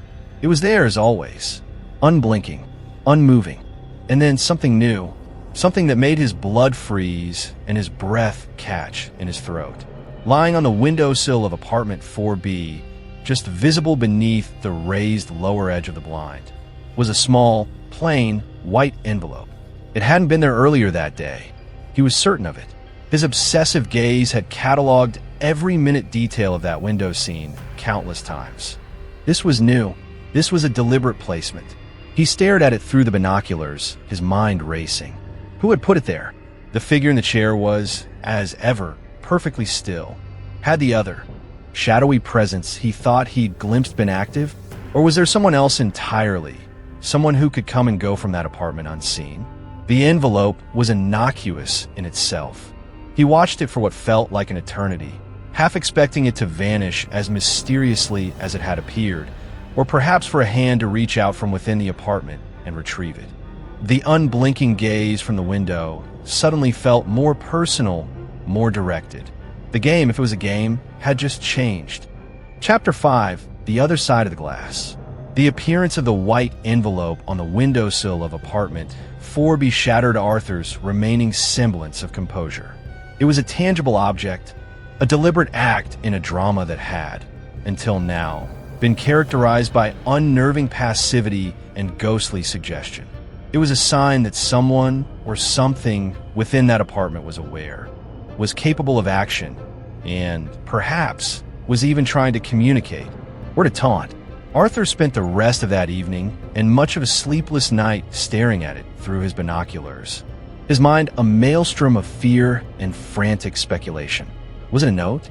A warning? An invitation? Its presence was a direct challenge, a clear indication that his observations had not gone unnoticed. The hunter, he realized with a sickening lurch in his stomach, had become the hunted, or at the very least, The observed had become aware of the observer. He considered every possibility. Could have been blown there by the wind? Unlikely, given its neat placement and the sheltered nature of the courtyard. Could have been left by a postal worker or a courier. Again, improbable. Mail for Hawthorne Court was delivered to the boxes in the lobby, and any packages would be left with the superintendent or at individual apartment doors. Not on an exterior windowsill several stories up. No, this envelope had been placed there from within apartment 4B, deliberately positioned to be visible. To him, the following morning, after a night spent oscillating between terrified paralysis and feverish anxiety, Arthur found his own apartment unbearable. The walls seemed to be closing in, the silence thick with unspoken threats. He had to get out, to breathe air that wasn't tainted by the proximity of 4B. He made a rare foray to a local coffee shop, hoping that the mundane bustle of humanity and a strong dose of caffeine might clear his head, might allow him to think rationally. But even amidst the clatter of cups and the murmur of conversations, the image of the white envelope and the unblinking face behind it dominated his thoughts. He found himself scanning the faces of other patrons, a new, raw paranoia making him wonder if any of them were connected to the mystery, if any of them were watching him. He knew he was becoming unhinged, but the knowledge did little to dispel the fear. When he returned to Hawthorne Court several hours later, his heart was pounding as he approached his apartment. He half expected to find his own door ajar, his sanctuary breached. But everything was as he had left it. With trembling hands, he unlocked his door and went straight to the living room window. He didn't even bother with the binoculars at first, his naked eyes scanning the sill of 4B. The envelope was gone. A wave of dizziness washed over him. Gone? When? How? He grabbed the binoculars, his fingers fumbling with the focus wheel. The windowsill of 4B was bare, just the familiar grime and chip paint. Had he imagined it? Had the stress finally pushed him into hallucination? No, he was certain it had been there. He had stared at it for hours. Its absence was as significant, as deliberate, as its appearance had been. Someone had retrieved it. Or a more chilling thought occurred to him. Someone had delivered it.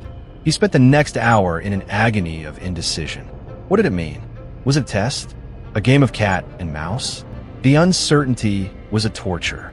He found himself pacing his apartment, from the window to the door and back again, like a caged animal. His gaze kept flicking to his own front door, to the narrow slot of the mail chute. If a message had been intended for him, surely this was how it would arrive. He checked the mail slot obsessively, his heart leaping at every creak of the building, every footstep in the hallway outside. Nothing. Then, in the late afternoon, just as the light in the courtyard was beginning to fail, he heard it. A faint, almost imperceptible scraping sound. Not from across the courtyard this time, but from much closer. From directly outside his own front door. Arthur froze, his blood turning to ice. He strained his ears, hardly daring to breathe. The scraping came again, soft, furtive like something thin being pushed under the door. He crept towards the entryway, his stocking feet making no sound on the polished wooden floor. He peered through the peephole. The hallway outside was empty, dimly lit by the single, flickering fluorescent tube. He waited a moment longer, his heart hammering, then slowly, cautiously, unlocked and opened the door crack. There, lying on the worn welcome mat just inside his apartment, was a plain, white envelope, identical to the one he had seen on the windowsill of 4B. His breath hitched. He stared at it, a profound sense of dread and inevitability washing over him. It was here. The message had arrived. He reached down, his hand visibly shaking, and picked it up. The paper was smooth, cool to the touch, of a decent quality. It was unmarked, no name, no address, no stamp. He turned it over. It was sealed. He stood there for a long moment, the envelope feeling impossibly heavy in his hand, the silence of his apartment pressing in on him. This was it. The other side of the glass was reaching out. Whatever abyss he had been staring into was now staring back, and it had just slipped an invitation under his door. He knew with a certainty that chilled him to the bone. That opening, it would change everything, that it would be a step into a darkness from which there might be no return. But he also knew, with an equally compelling certainty, that he had to open it. The obsession had brought him to this point, and now there was no turning back. The unblinking gaze had beckoned, and he was about to answer. Arthur carried the envelope into his living room as if it were a venomous creature, placing it carefully on the small, meticulously tidy coffee table. He stared at it, his mind a chaotic whirl of fear and morbid anticipation. The plain white rectangle seemed to radiate a palpable aura of menace, a silent promise of unsettling revelations. For several long minutes, he simply looked at it, his courage warring with a desperate urge to snatch it up, tear it into tiny pieces, and flush it down the toilet, to pretend it had never arrived. But he knew he couldn't. The mystery of apartment 4B had become too deeply enmeshed with his own psyche.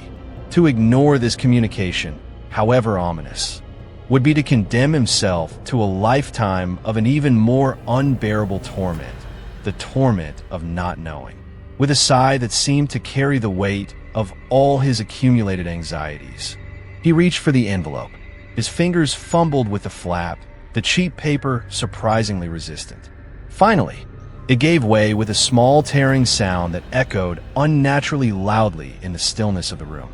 He slid out a single piece of cardstock, thick and unexpectedly formal. On it, in a neat, almost unervingly precise sans serif typeface, were just a few stark lines of text. I've noticed your interest. Perhaps you'd like a closer look? Apartment 4B. Tonight, 9 p.m. There was no signature, no salutation, just those 3 chillingly direct sentences. Arthur read them once, then again, the words burning themselves into his brain. I've noticed your interest. The confirmation was like a physical blow. His secret observations, his furtive use of the binoculars, his sleepless nights spent staring across the courtyard. They hadn't been secret at all. He had been seen. He had been known. The watcher had been watched. A cold sweat broke out on his forehead, and he felt a sudden, debilitating wave of nausea. The power dynamic had irrevocably shifted. He was no longer the observer, peering into a mystery from a position of relative safety. He was now an acknowledged participant, explicitly invited to step into the heart of the enigma. The invitation, if it could be called that, for it felt more like a summons, was for that very night. 9 p.m. It was already past 7. He had less than 2 hours to decide, to prepare, to steel himself for whatever awaited him in apartment 4B. His first instinct was to refuse to barricade his door, to call the police and tell them everything, the unblinking figure, the whispers, the face in the binoculars, this terrifying, anonymous note. But the old fears, the fear of ridicule, of not being believed, of being seen as the source of the problem rather than its victim, resurfaced with a vengeance. And beneath those fears, a more insidious impulse was at work. A desperate, almost self-destructive curiosity. He had come this far. He had peered into the abyss. Could he now turn away, just when the abyss had extended a formal invitation? He spent the next hour in an agony of indecision, pacing his apartment, his thoughts racing like trapped animals. He reread the note countless times, searching for some hidden meaning, some clue as to the sender's intentions. Was it a genuine offer from a lonely, eccentric individual who had, through some bizarre means, become aware of his scrutiny? Or was it a trap, a lure set by something monstrous, something that had been patiently waiting for him to take the bait? The ambiguity was a refined form of torture. The sheer audacity of it, to acknowledge his voyeurism and then invite him over, was either the act of a deranged mind or one of supreme, terrifying confidence. He found himself drawn to his window, the binoculars almost an extension of his own eyes now. The figure in 4B was there, of course, unblinking, unmoving. Its pale, mask-like face seemed, in the dim light, to be staring directly at him with a new intensity, a knowingness. Was this the sender of the note? Or was it merely the bait, the silent, terrifying puppet whose strings were pulled by an unseen master? He thought of the flicker of movement he'd seen behind the figure, the scraping sounds, the low hum. The unblinking sentinel might not be the true architect of this horror. As the clock on his mantelpiece ticked inexorably towards 9, a strange kind of fatalism began to settle over Arthur. He was tired. Tired of the fear, tired of the uncertainty, tired of his own unraveling sanity. The invitation, terrifying as it was, offered something he hadn't had in weeks. The possibility of an answer, of an end to the torment of the unknown. He told himself he wouldn't go in. He would knock, perhaps. Make an excuse, a misdelivered package, a query about building maintenance. He would assess the situation from the doorway, gauge the atmosphere, and retreat if his instincts screamed danger. It was a flimsy plan, a rationalization born of a deeper, less rational compulsion. He knew, with a cold dread that settled in the pit of his stomach, that if that door opened, he would likely step through it. At precisely 10 minutes to 9, Arthur made his decision, or rather, acknowledged the decision that some deeper, more reckless part of him had already made. He splashed cold water on his face, trying to clear his head, to project an image of calm he didn't feel. He put on a jacket, not for warmth, but because it somehow felt like a piece of armor. He checked his pockets, keys, phone, wallet, mundane objects for what felt like a journey into another world. He took one last look around his own apartment, his sanctuary, now feeling fragile and vulnerable. Then, he opened his door and stepped out into the dimly lit hallway of Hawthorne Court. The air outside his apartment felt colder, heavier. The familiar sounds of the building, the hum of the ancient elevator, the distant murmur of a television from another unit, seemed muted, distant, as if he were already receding from the world of the normal. Apartment 4B was just a short walk down the corridor and up one flight of stairs. Each step he took felt leaden, freighted with a terrible significance. He reached the landing of the 4th floor. The hallway here was even quieter, the air more still. He could see the door to 4B at the far end, an ordinary, unremarkable wooden door, painted the same drab beige as all the others in Hawthorne Court. Yet, to Arthur, it seemed to loom, a gateway to the unimaginable. He approached it slowly, his heart a frantic drum against his ribs. He stopped a few feet away, his breath shallow, his senses hyper-alert. The silence from behind the door was absolute, profound. He could hear nothing. He could smell nothing unusual. It was just a door, an ordinary door. The clock on his phone showed 8:59 p.m. 1 minute to go. He stood there, frozen, wrestling with a final, desperate surge of self-preservation. Turn around. Go back. Forget this. But the unblinking gaze, the whispers, the note, they held him fast. At precisely 9 p.m., he raised a trembling hand, balled it into a fist, and knocked. The sound, 3 sharp raps, echoed unnaturally loudly in the silent hallway, a definitive, irrevocable act. He had announced his presence. He had accepted the invitation. Now, all he could do was wait. Chapter 6, The Invitation. The echoes of Arthur's knock faded into the oppressive silence of the 4th floor hallway, leaving him standing before the blank, impassive door of apartment 4B. His heart a frantic bird trapped in his chest. He waited, every nerve ending alight, straining for any sound from within. A footstep, a voice, the click of a lock. Nothing. The silence stretched, taut and heavy, amplifying the frantic thumping of his own pulse in his ears. Had he been too soft? Had they not heard him? Or was this another part of the game? A test of his resolve? He was about to raise his hand to knock again, perhaps more forcefully this time, when he heard it. Not a click, not a footstep, but a faint, almost imperceptible sigh, like air escaping from a slowly deflating bellows. It seemed to come from the door itself. Then, with a slowness that was almost agonizing, the door began to swing inward. It moved without a sound. No creak of hinges, no scrape against the frame, as if pushed by an unseen, gentle hand, or perhaps drawn inward by some silent, internal mechanism. It opened a few inches, revealing only a sliver of profound darkness beyond. Arthur held his breath, his eyes fixed on that widening gap. Still, no one appeared. No voice called out. The silence from within the apartment remained absolute, a stark contrast to the turmoil in his own chest. The door continued its slow, inexorable inward swing until it was opened by a foot, then two. A silent, beckoning invitation into the unknown. Arthur hesitated, a fresh wave of primal fear washing over him. This was it, the moment of truth.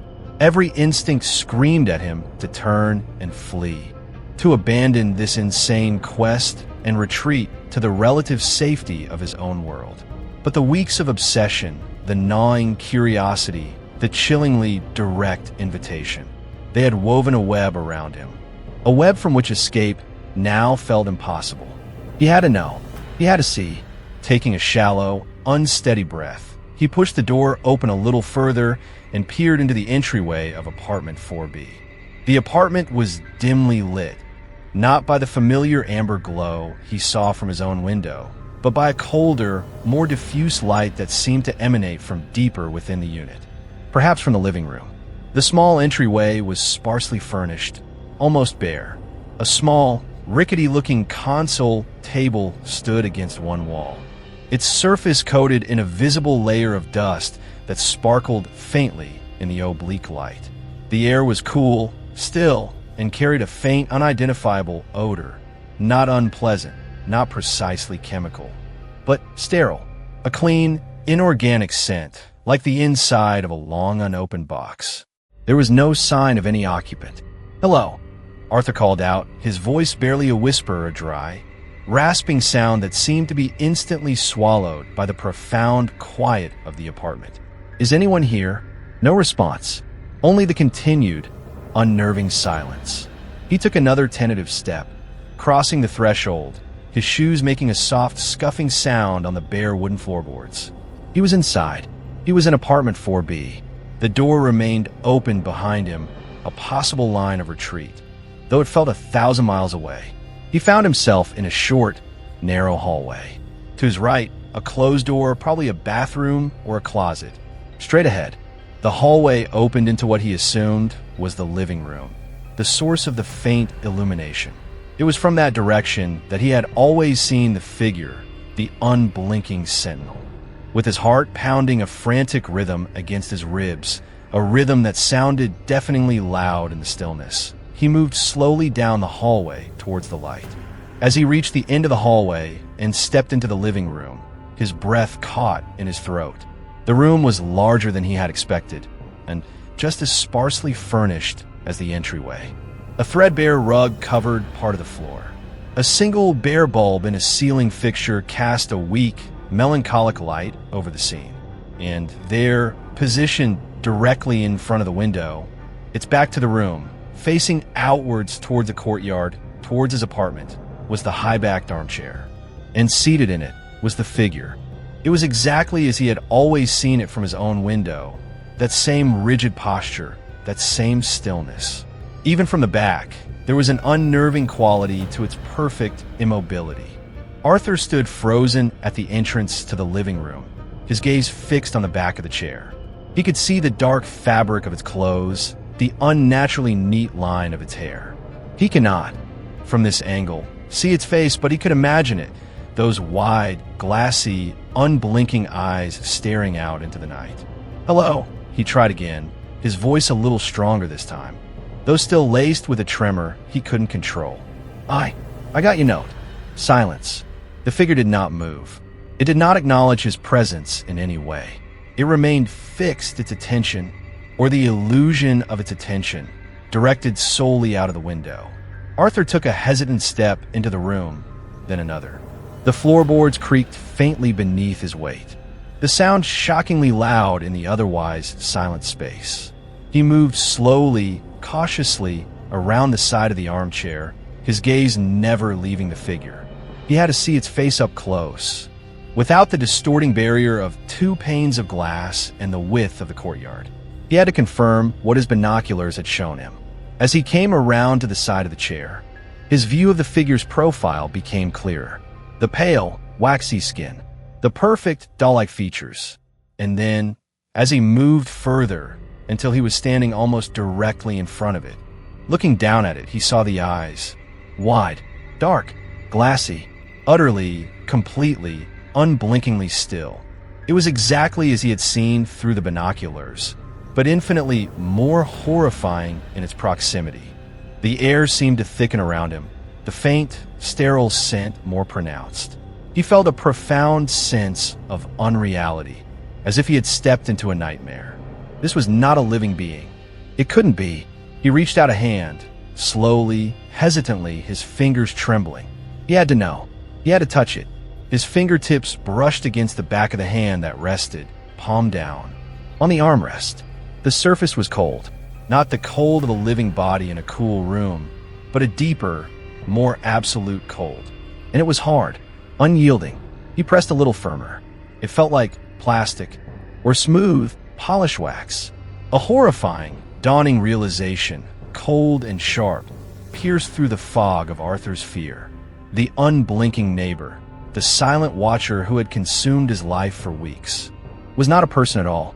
It was a mannequin, an incredibly, terrifyingly lifelike mannequin, dressed in real clothes, positioned in that chair to create the perfect, horrifying illusion of a living, watching presence. The unblinking gaze was not a symptom of some bizarre medical condition or supernatural state. It was simply the fixed, glassy stare of an artificial creation. Chapter 7. Inside the Stillness. A strangled gasp escaped Arthur's lips as his fingers recoiled from the cold, hard surface of the mannequin's hand. The truth, stark and undeniable, crashed down upon him with the force of a physical blow. A mannequin. All this time, all his fear, his sleepless nights, his unraveling sanity. It had all been for a meticulously crafted doll. A grotesque effigy placed in a window. He stumbled back a step, his mind reeling, trying to reconcile the mundane, almost ludicrous reality of a store dummy with the profound existential terror it had instilled in him. The sheer audacity of the deception, the meticulous care that must have gone into creating such a lifelike, and therefore terrifying, illusion, was staggering. He stared at the mannequin, truly seeing it now for what it was. The unnaturally smooth, pale skin was indeed expertly painted plastic or high-quality wax. The dark, glassy eyes, which had seemed to hold such a malevolent, knowing intelligence, were just cleverly crafted orbs of glass or acrylic, fixed in that unblinking, forward stare. The perfectly coiffed hair was clearly a wig, each strand unnaturally uniform. The clothes, a simple dark sweater and trousers, were real enough, but they draped over the artificial form with a telltale stiffness, lacking the subtle give and drape that living flesh and bone would impart. He could see, now that he was close, the faint, almost invisible seams where the hands joined the wrists, the subtle, artificial perfection of the features that had seemed so disturbingly symmetrical through his binoculars.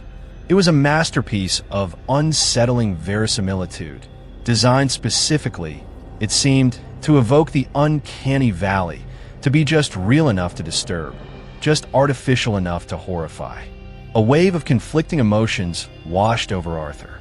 Relief, sharp and immediate, that he wasn't dealing with some supernatural entity or a deceased neighbor.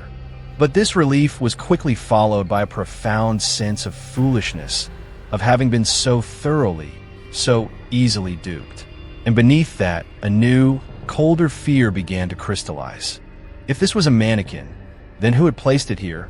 Who had written the note? Who was the true occupant of apartment 4B? The architect of this elaborate, cruel charade.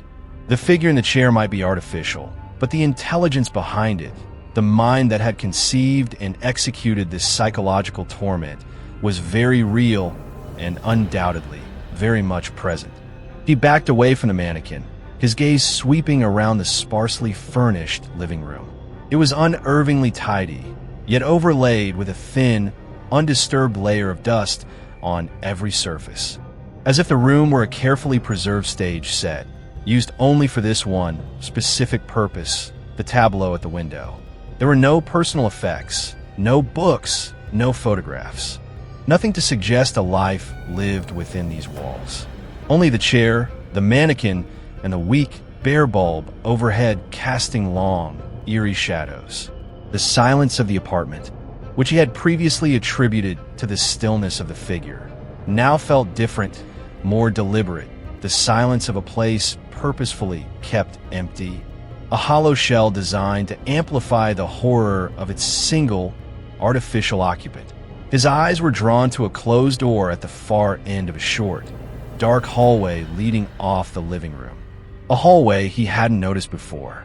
Unlike the other doors he had seen, this one seemed newer, or perhaps just cleaner, less dusty. A faint line of light, brighter and warmer than the bleak illumination of the living room, seeped from beneath it. That was where the real inhabitant must be. That was where the answers, and perhaps an even greater danger, lay.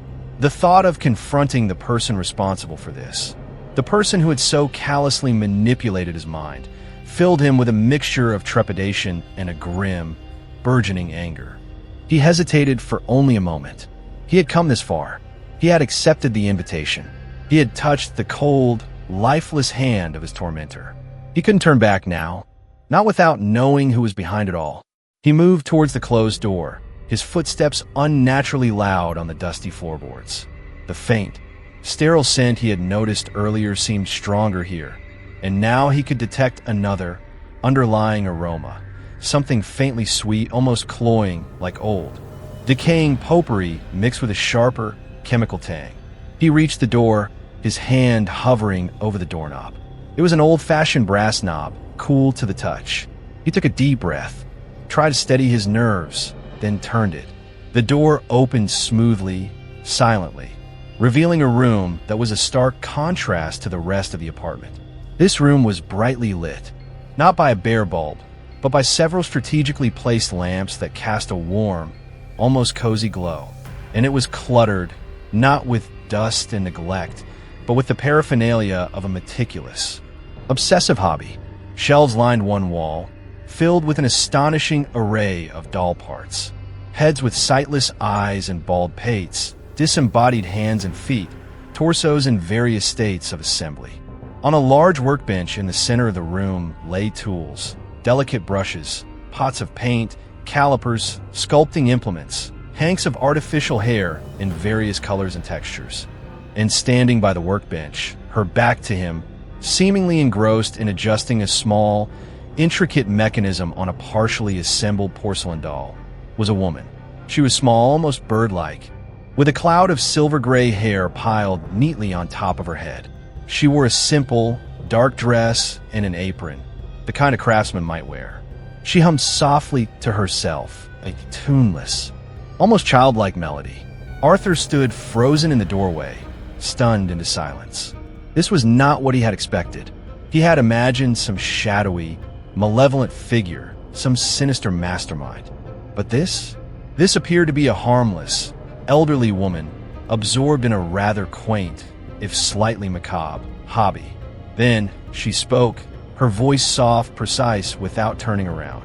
"Do come in, Mr. Finch. I've been expecting you. Don't mind the mess. It's always a bit chaotic when one is in the midst of creation."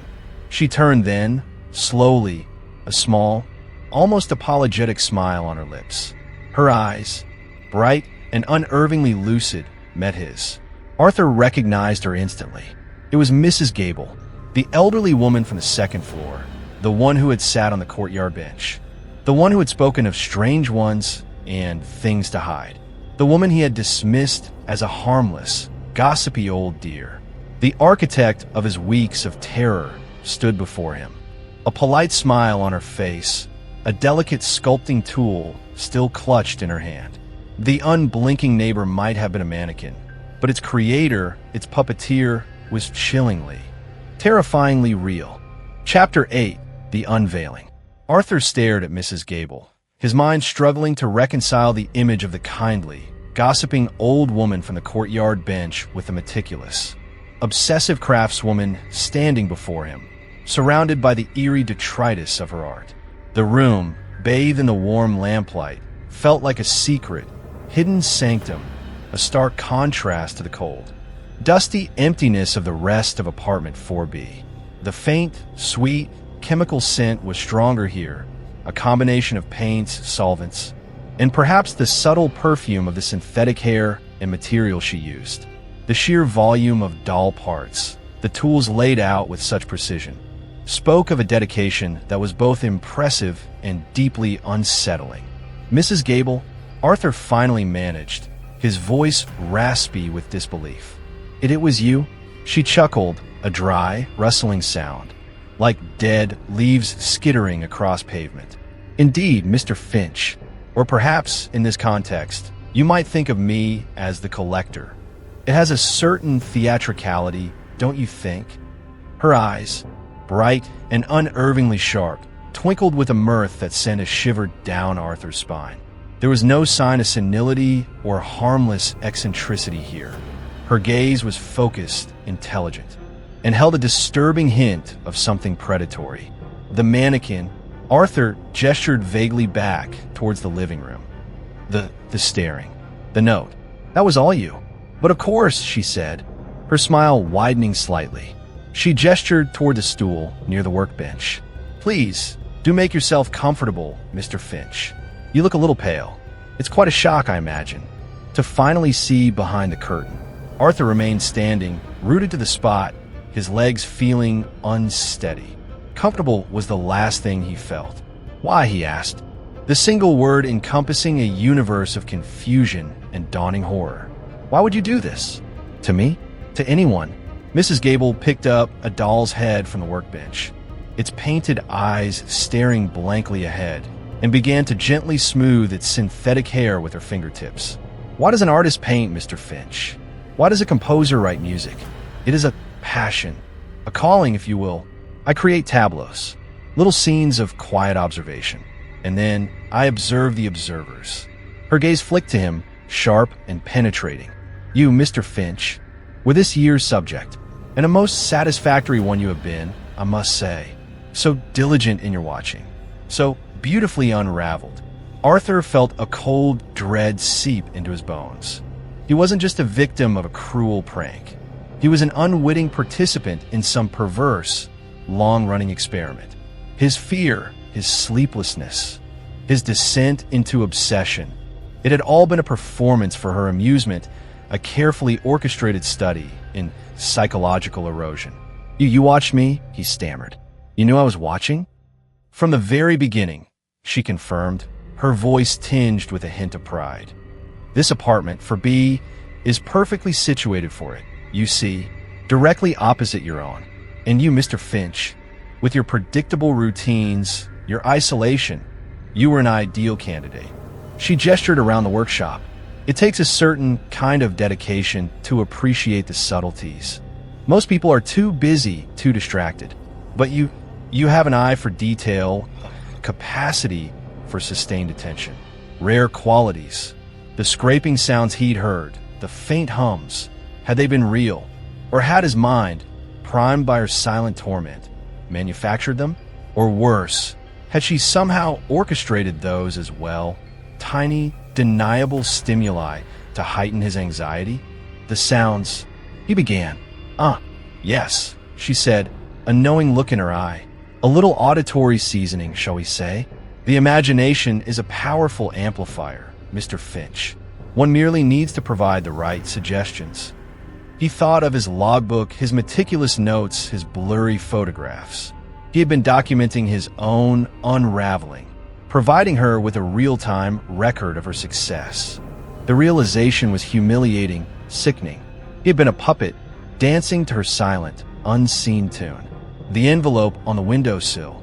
A little nudge, she said, to see if your curiosity would overcome your fear. It did, admirably. She set down the doll's head and picked up a small, leather-bound album from a nearby shelf.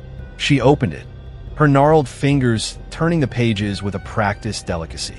I've had other subjects, of course, over the years, each one unique, each tableau tailored. She showed him a page. It contained a faded photograph of a different apartment window in a different building and a different mannequin seated within it. This one a younger woman with long, dark hair, staring out with the same unblinking intensity. Below the photograph, a few lines of neat, spidery script detailed dates, observations, psychological responses noted. Arthur stared at the album, his horror deepening. This wasn't just a one-time perverse amusement. This was her life's work, her art, a serial psychological tormentor, documenting her creations with chilling detachment. "How many?" he whispered, his voice barely audible. "How many people have you done this to?" Mrs. Gable smiled, a distant, almost wistful expression on her face. "Oh, quite a few. Hawthorne Court has been most accommodating. Such a wonderfully transient population, for the most part. People come, people go. Few ask questions." She turned another page, revealing another photograph, another mannequin, another set of chillingly clinical notes. "Each one teaches me something new about the delicate intricacies of the human mind, its frailties, its fascinating capacity for belief." Arthur finally understood. He understood the dust in the main rooms of the apartment. They were merely the stage. This workshop, this hidden, brightly lit sanctum, was the true heart of 4B, the place where the horror was conceived and crafted. And he, Arthur Finch, the man of logic and routine, had been her latest masterpiece. He had not just stumbled into a madwoman's lair. He had been carefully selected, meticulously studied, and expertly manipulated. He was not an accidental discoverer of a secret. He was the secret's intended audience, its final, critical component. And now that he knew, now that he had seen behind the curtain, he realized with a sudden, sickening certainty that Mrs. Gable, the collector, could not simply let him walk away. His role as subject was over. What, he wondered with a fresh surge of terror, was his next role to be? The realization that he was not merely a victim of a cruel prank, but a carefully selected subject in Mrs. Gable's long-standing, perverse art form, sent a fresh wave of icy dread through Arthur. He was trapped, not just physically within the confines of apartment 4B, but within the intricate, terrifying narrative she had woven around him. Her calm, almost grandmotherly demeanor, juxtaposed with the chilling evidence of her serial psychological torment, was more unsettling than any overt monstrosity he could have imagined. She was a predator disguised as a frail old woman. Her weapon not brute force, but a profound, insidious understanding of the human psyche. "So what now?" Arthur asked, his voice surprisingly steady despite the tremor in his hands. He tried to project an air of calm, of intellectual curiosity, mirroring her own detached tone. He knew, instinctively, that panic would be his undoing. He needed to think, to observe, to find a way out of this meticulously crafted nightmare. "Is this where you add me to your collection?" He gestured vaguely towards the shelves of doll parts, a morbid attempt at gallows humor that fell flat in the oppressive atmosphere of the workshop. Mrs. Gable chuckled, that same dry, rustling sound. "Oh, Mr. Finch, you do have a flair for the dramatic." No. My collection is of a more ephemeral nature. The art is in the observation, in the dance between perception and reality. Once the subject becomes fully aware, the piece is, in essence, complete." She tilted her head, her bright eyes scrutinizing him with an unnerving intensity. "You have been a particularly fascinating study. Your initial skepticism, your attempts at rationalization, the gradual erosion of your composure, your meticulous documentation, truly a connoisseur's delight." Her words, meant perhaps as a twisted form of praise, only amplified Arthur's sense of violation. He had been an open book to her, his every fear, every doubt, laid bare for her amusement. "You've been in my apartment," he stated, the realization hitting him with a fresh jolt. "The note under my door, you had to have been there."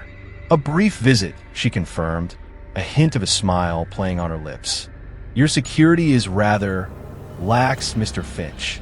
A simple lock, easily bypassed. I needed to ensure the invitation was personally delivered at the opportune moment." The thought of her, this seemingly frail old woman, moving silently through his private space, his sanctuary, while he was out, or perhaps even while he slept, was a profound violation. It made his skin crawl. She had not just observed him from afar. She had breached his defenses, invaded his life in the most intimate way. And the other subjects? Arthur pressed, trying to keep her talking, trying to buy himself time, to understand the full scope of her madness. What happened to them when their peace was complete? Mrs. Gable's smile faded slightly, her expression becoming more contemplative. Most simply moved on, discredited perhaps, a little shaken. They'd seen something they couldn't explain, something that made them question their own sanity. Some left Hawthorne Court rather abruptly. Others simply assimilated the experience, burying it deep, convincing themselves it was a dream, a trick of the light. The human mind has a remarkable capacity for self-deception when confronted with the intolerable. But not all of them, Arthur said, a cold certainty gripping him. Not all of them just moved on, did they?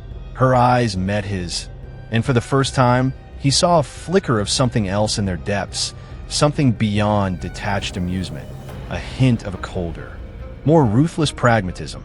Occasionally, she conceded, her voice a little softer, a subject proves problematic, too inquisitive, too persistent, too aware. It can disrupt the delicate balance of the ongoing work. Sometimes, loose ends need to be tidied. The euphemism hung heavy in the air between them. Tidied. Arthur felt a chill trace its way down his spine. He was undoubtedly in the problematic category. He knew too much. He had seen her workshop, her album of past victims. He was not someone who would simply move on and forget. He glanced around the workshop, his gaze now taking on a new urgency, a desperate search for an escape route, a weapon, anything. The room was cluttered, but organized. The tools on the workbench were delicate, designed for precision work, not combat. The shelves were laden with dull parts, fragile and useless. The only door he had seen was the one he had entered through, leading back in the main part of the apartment and, presumably, to the front door and the hallway beyond. But Mrs. Gable stood between him and that door, a small, unassuming figure who suddenly seemed to radiate an aura of implacable menace. He noticed for the first time a slight tremor in her left hand as she rested it on the workbench. It was almost imperceptible, but it was there, and her eyes, while bright and focused, had a slightly manic gleam, a hint of an energy that was perhaps not entirely under her control.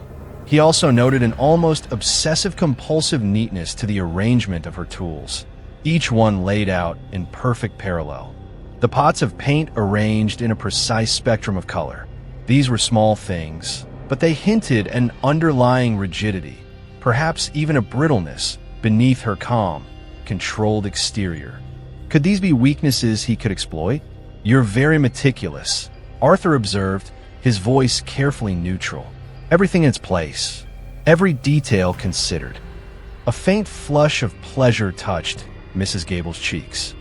Precision is paramount, Mr. Finch. In art as in life, disorder is anathema. An idea, desperate and half-formed, began to flicker in Arthur's mind. If her obsession was with order, with control, then perhaps chaos was her vulnerability. He needed to create a diversion, to disrupt her carefully constructed environment, to shatter her composure. It was a risky gambit. She was clearly intelligent and likely prepared for contingencies.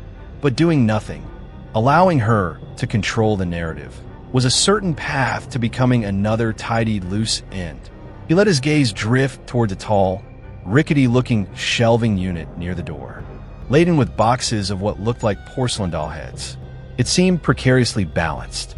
"It must take a great deal of patience," he continued, taking a small, almost imperceptible step sideways, trying to appear casual, non-threatening, to create such lifelike illusions. "Patience and vision, Mr. Finch," she corrected, her eyes narrowing slightly as she registered his movement, and a certain understanding of human nature. He was running out of time.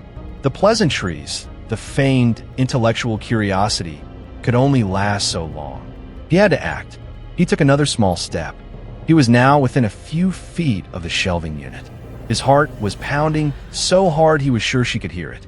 He locked eyes with her, trying to project an air of someone still processing, still trying to understand, while every muscle in his body tensed for action. The moment was coming. He had to make it count. The observer was about to become the observed, but in a way Mrs. Gable had never intended. Chapter 9. The Observer Observed. The air in Mrs. Gable's workshop crackled with a new, palpable tension. The initial shock of the unveiling had passed, replaced by a grim understanding of Arthur's predicament. He was no longer a mere subject of her twisted art. He was a witness, a liability. Her polite, almost grandmotherly facade was beginning to fray at the edges, revealing glimpses of the cold, ruthless pragmatist beneath. The bright, unsettling lucidity in her eyes now held a glint of something akin to calculation. She knew he knew, and she knew he was unlikely to be one of the subjects who simply moved on. Arthur forced himself to maintain an outward composure, though his insides were a maelstrom of fear and adrenaline. He had to keep her talking to lull her into a false sense of control, while he subtly maneuvered himself closer to the rickety shelving unit laden with boxes of porcelain doll heads. It was his only discernible chance for a diversion, a chaotic interruption to her meticulously ordered world. "It's quite an elaborate setup you have here, Mrs. Gable," Arthur said, his voice carefully modulated to sound almost admiring. The dedication, the sheer volume of material. It must have taken years to accumulate all this. He took another small, almost imperceptible step sideways, feigning a greater interest in a particularly grotesque collection of glass eyes glinting under the lamplight. "Decades, Mr. Finch," she replied, her gaze following his, though a certain wariness had crept into her tone. "A lifetime's passion. One does not simply dabble in an art form of this complexity." She shifted her weight slightly, her small, bird-like frame tensing, as if anticipating his next move. Arthur could feel the window of opportunity closing. He had to act now, before her suspicion fully crystallized into defensive action.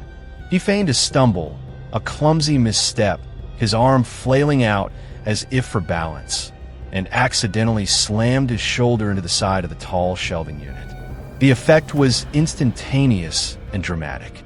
The overloaded unit swayed precariously for a moment, then, with a deafening crash, toppled sideways, disgorging its contents onto the workshop floor.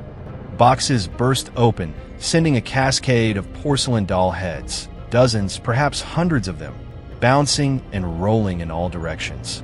They clattered against the workbench, skittered across the floorboards, and smashed into each other with sharp, cracking sounds. Several shattered on impact, their blank, painted smiles and sightless eyes fracturing into grotesque, jagged shards. The carefully ordered sanctum was instantly transformed into a scene of chaotic disarray. Mrs. Gable shrieked, a high-pitched, guttural sound utterly at odds with her previous composure. It was a sound of pure, undiluted rage and dismay. "My collection, my heads, you clumsy, oafish fool." She lunged towards the fallen shelves, her hands outstretched as if to somehow halt the avalanche of porcelain, her face contorted in a mask of fury. This was Arthur's chance. In that moment of her distraction, her horrified fixation on the destruction of her precious materials, he bolted. He spun on his heel and sprinted for the workshop door, the only exit he knew. He didn't look back. He could hear Mrs. Gable screaming behind him, a torrent of curses and threats, but he tuned it out, his entire being focused on escape. He burst out of the workshop and into the short hallway, then into the main living room. The unblinking mannequin in the armchair, still fixed in its eternal, outward gaze, seemed to watch him pass with a silent, mocking indifference. He fumbled with the deadbolt on the front door of apartment 4B, his fingers slick with sweat, his heart hammering against his ribs. For a terrifying moment, the lock resisted, stuck fast. He heard a noise behind him. Mrs. Gable, her initial shock overcome, was pursuing him. He could hear her surprisingly swift footsteps, her ragged breathing. With a final, desperate wrench, The deadbolt gave way. Arthur yanked the door open and stumbled out into the relative safety of the fourth-floor hallway, slamming the door shut behind him. He didn't wait to see if she would follow. He sprinted for the stairs, taking them 2, 3 at a time, his lungs burning, his legs pumping on pure adrenaline. He didn't stop until he reached his own floor, until he was fumbling with his own keys at his own apartment door. He glanced back down the stairwell. No sign of her. Yet, he practically fell into his apartment, slamming the door and ramming home the deadbolt. Then, for good measure, wedging a chair under the doorknob. He leaned against the door, gasping for breath, his body trembling uncontrollably. He was out. He was alive. But the terror was far from over. He had seen the face of madness, had glimpsed the abyss, and it had nearly consumed him. He stumbled to his phone, his fingers still shaking so violently he could barely dial. He called the police, his voice a ragged, breathless torrent as he blurted out a garbled, terrified account of what had happened. The mannequin, the workshop, the threats, his escape. He knew he sounded unhinged, incoherent, but he didn't care. He needed help. He needed someone, anyone, to believe him. The dispatcher, after a moment of stunned silence, assured him that officers were on their way. Arthur sank to the floor, his back against the barricaded door, and waited. Every creak of the building, every distant sound, sending fresh waves of terror through him. He kept seeing Mrs. Gable's face, contorted in rage, her bright eyes burning with a cold fury. He had destroyed a part of her collection, her art. He had seen her true nature. She would not forgive that. She would not forget. The wait for the police felt like an eternity. When they finally arrived, 2 uniformed officers, their expressions a mixture of professional concern and thinly veiled skepticism.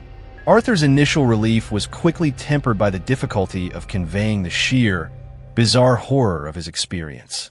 He tried to explain, to make them understand, but the story of an elderly doll maker psychologically tormenting her neighbors with a mannequin in a hidden workshop sounded like something out of a cheap horror novel, not a credible police report. Nevertheless, the officers, to their credit, agreed to investigate apartment 4B. Arthur, despite his terror, insisted on accompanying them, partly to guide them, partly because the thought of remaining alone in his own apartment, so close to the source of his dread, was unbearable. As they approached the door of 4B, Arthur's heart pounded. It was closed, just as he had left it. One of the officers knocked, loudly, formally. "Police, open up." There was no response. After several more unanswered knocks, the officers used a master key provided by a reluctant Mr. Henderson, who had been roused from his basement dwelling and now hovered anxiously in the background. The door swung open. The living room was just as Arthur had described it. The armchair, the mannequin staring blankly out the window. But the door to the workshop, the one Arthur had burst through in his desperate escape, was now closed and locked. One of the officers tried the knob. "It's locked from the inside, Sarge." They announced themselves again, more forcefully threatening to break down the door.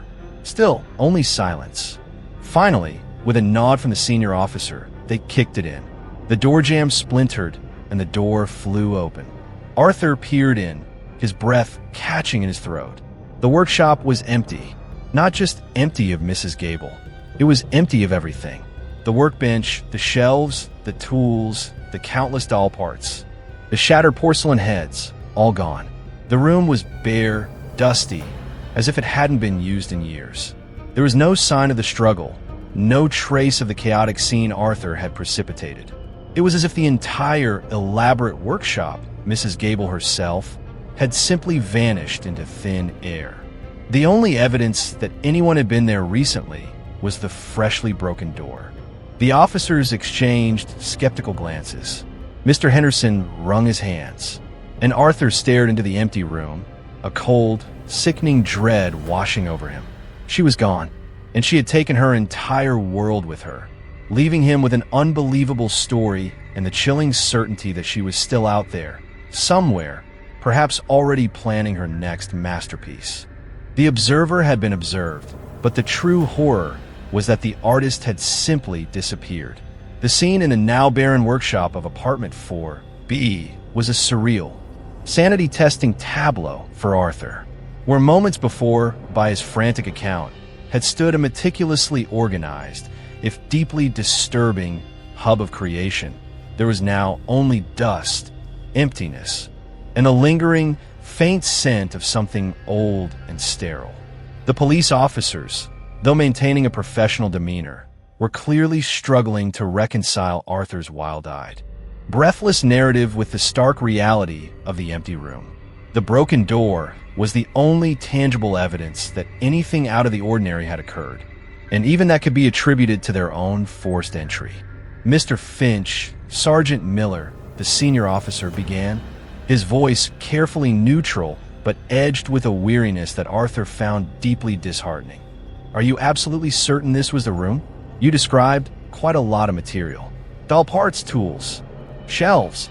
Arthur nodded dumbly, his gaze sweeping the barren space, desperately searching for some overlooked detail, some forgotten fragment that would corroborate his story. But there was nothing.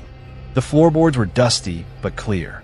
The walls were bare, showing faint outlines where shelves might once have been, but these could have been from any previous tenant years ago. It was as if Mrs. Gable, with some impossible, preternatural speed and efficiency, had not just fled, but had erased her very existence from the apartment. "She was here," Arthur insisted, his voice hoarse. "The mannequin in the living room. That's hers. She made it. She showed me others, photos, an album." He knew how it sounded. Unhinged, desperate. Officer Rourke, Miller's younger partner, had been examining the living room. "The mannequin's here, Sarge, just like he said. Creepy as all hell, too." He rejoined them at the workshop doorway. "But beyond that, this place looks like it's been vacant for a while apart from that thing in the chair." Mr. Henderson, the superintendent, who had been hovering nervously in the hallway, wrung his hands. I don't understand. Mrs. Gable, she paid her rent. Always on time. Quiet. I never saw any of this." He gestured vaguely at the empty workshop, his face pale. Sergeant Miller sighed, running a hand over his tired face. "Mr. Finch, we appreciate you calling us, and we take reports like this seriously. But right now, what we have is an empty apartment, a rather unusual mannequin, and your testimony. There's no sign of this Mrs. Gable, no sign of the workshop you described, beyond this room being empty.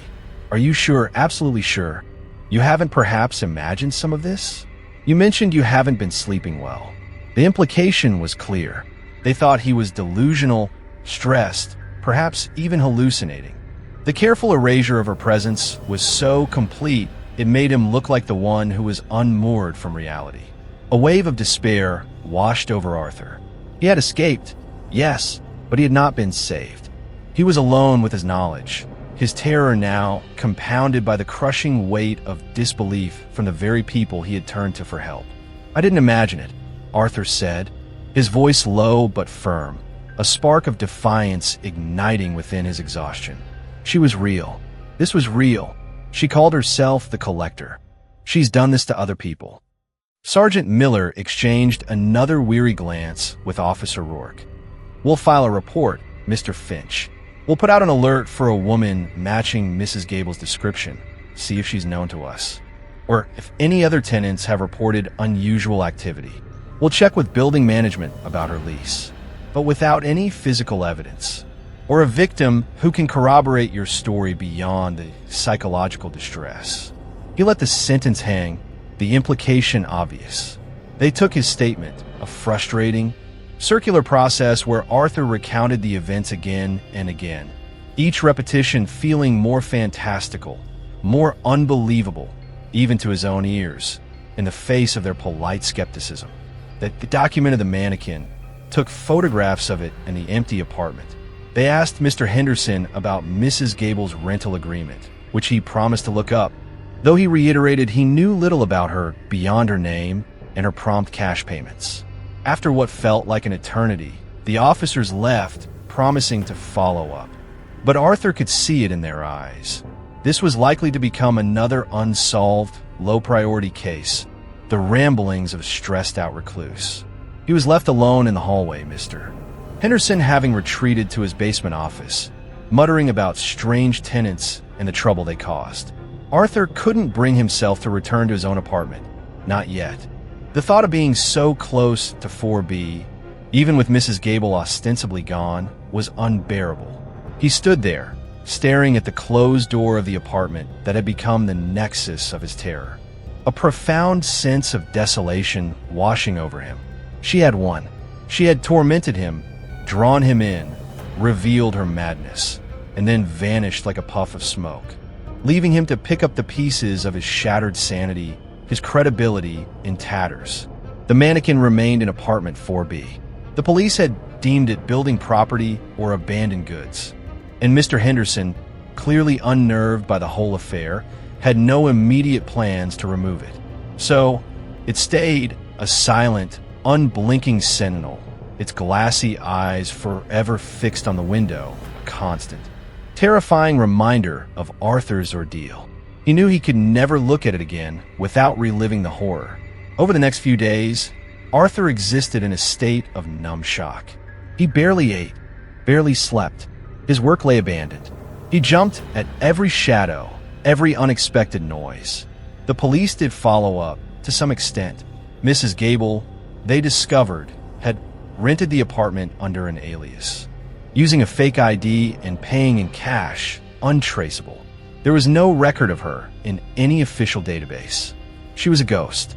No other tenants in Hawthorne Court admitted to any similar experiences, though a few vaguely recalled the quiet old woman on the second floor, the one who sometimes sat on the courtyard bench.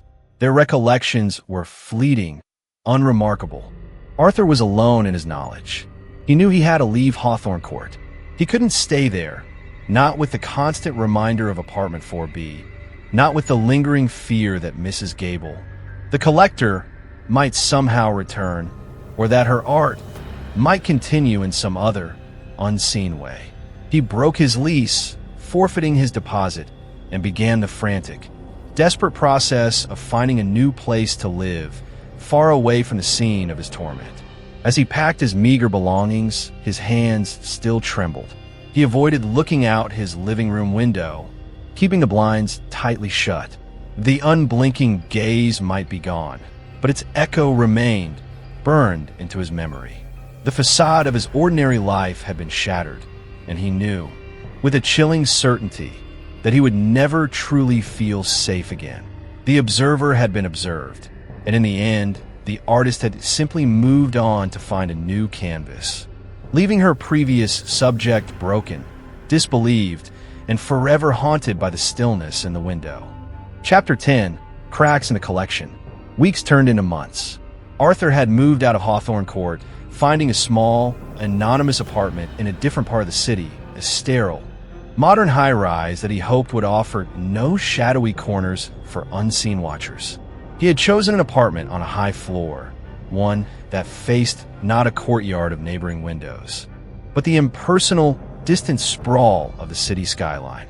He installed blackout curtains and kept them drawn most of the time. He changed his phone number and his email addresses. He tried, desperately, to erase the lingering tendrils of his experience with Mrs. Gable, the collector, but it was like trying to erase a stain from his very soul. He had managed to salvage his freelance career, albeit with difficulty. The Swiss client had, after much groveling and a period of probation where he worked himself to the bone, agreed to give him another chance. He threw himself into his work with a feverish intensity, seeking refuge in the clean, cold logic of code, hoping to build a new wall of routine and order around the ragged edges of his psyche. But the nights were the hardest. Sleep, when it came, was shallow and plagued by nightmares.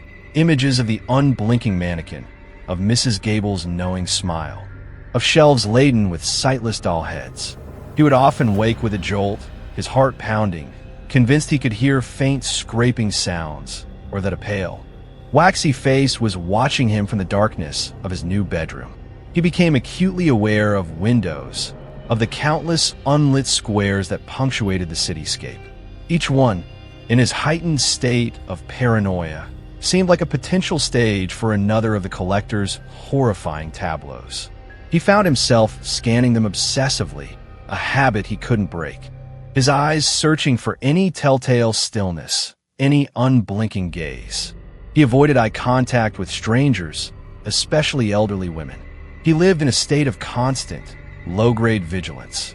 The world outside his carefully controlled apartment, a landscape of potential threats. The collector had not just tormented him. She had fundamentally rewired his perception of reality, leaving him with a permanent residue of fear and suspicion. One evening, while compulsively scrolling through online news articles, another new, anxious habit, he stumbled upon a small, local news item from a neighboring state.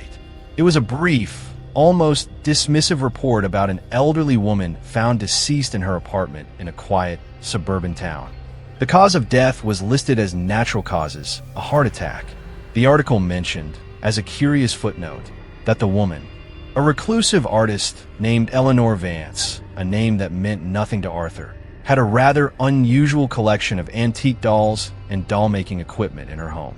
The police had apparently been called by a concerned neighbor who hadn't seen her for several days. Arthur stared at the article, his blood running cold. Eleanor Vance. It was probably nothing. A coincidence. Elderly women collected dolls. It wasn't unheard of, but the phrase reclusive artist and unusual collection of antique dolls snagged in his mind, triggering a cascade of unwelcome memories. He found the online portal for the local newspaper in that suburban town and began to search their archives, his fingers trembling as he typed in keywords. Eleanor Vance, dolls, artist deceased. He found a slightly more detailed obituary, a perfunctory piece that mentioned Miss Vance had no known relatives and had lived in the town for the past 5 years. There was a small, grainy photograph accompanying the obituary.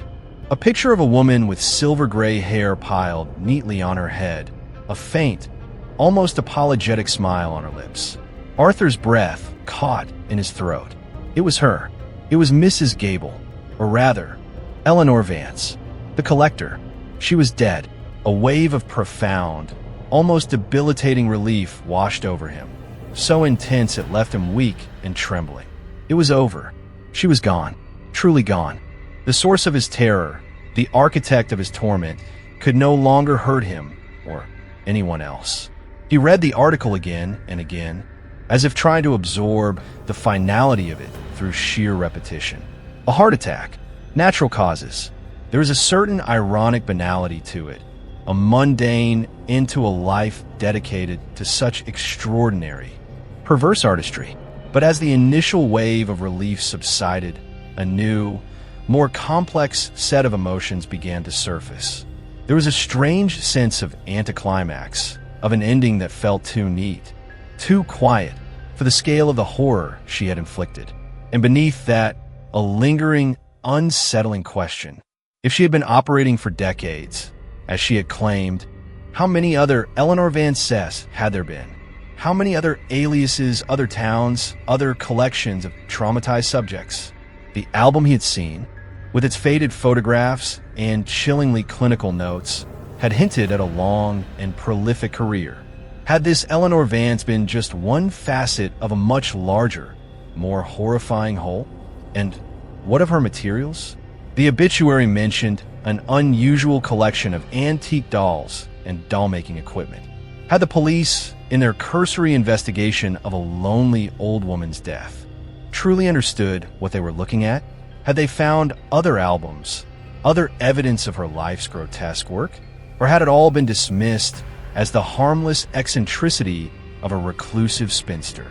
The thought that her legacy, her art, might still be out there, unrecognized, uncatalogued, perhaps even waiting to fall into the wrong hands, was a deeply disturbing one. Arthur found himself doing something he hadn't done in months. He went to his window, pulled back the blackout curtains, and looked out at the city. The countless windows still gleamed in the darkness, but tonight they seemed a little less menacing. The unblinking gaze that had haunted him for so long had finally, truly, closed its eyes. Yet, as he stared out at the indifferent city, a final, chilling thought occurred to him. Mrs. Gable, Eleanor Vance, had been an artist, and true art, some believed, was immortal. Her methods were monstrous, her medium the human psyche, but she had created something undeniably powerful, something that had irrevocably changed him, and undoubtedly many others. Had she, in her death, left behind any final masterpiece, any last, subtle crack in the collection, waiting to be discovered? The city lights twinkled back at him, holding their secrets close. The immediate threat was gone, but the echo of the collector's work, he suspected, would linger in the shadows for a long, long time. The police had left, their polite skepticism a heavier weight on Arthur than any physical threat. He was alone, his story dismissed, the horror of apartment 4B now his solitary burden.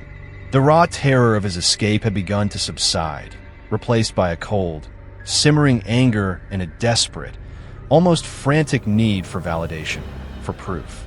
He couldn't let her win. He couldn't let Mrs. Gable, the collector, simply vanish, leaving him a discredited, traumatized wreck. He had to do something, make some desperate play, before she had a chance to fully erase her tracks, to disappear as completely as the contents of her workshop seemingly had. He knew going back to apartment 4B himself was madness.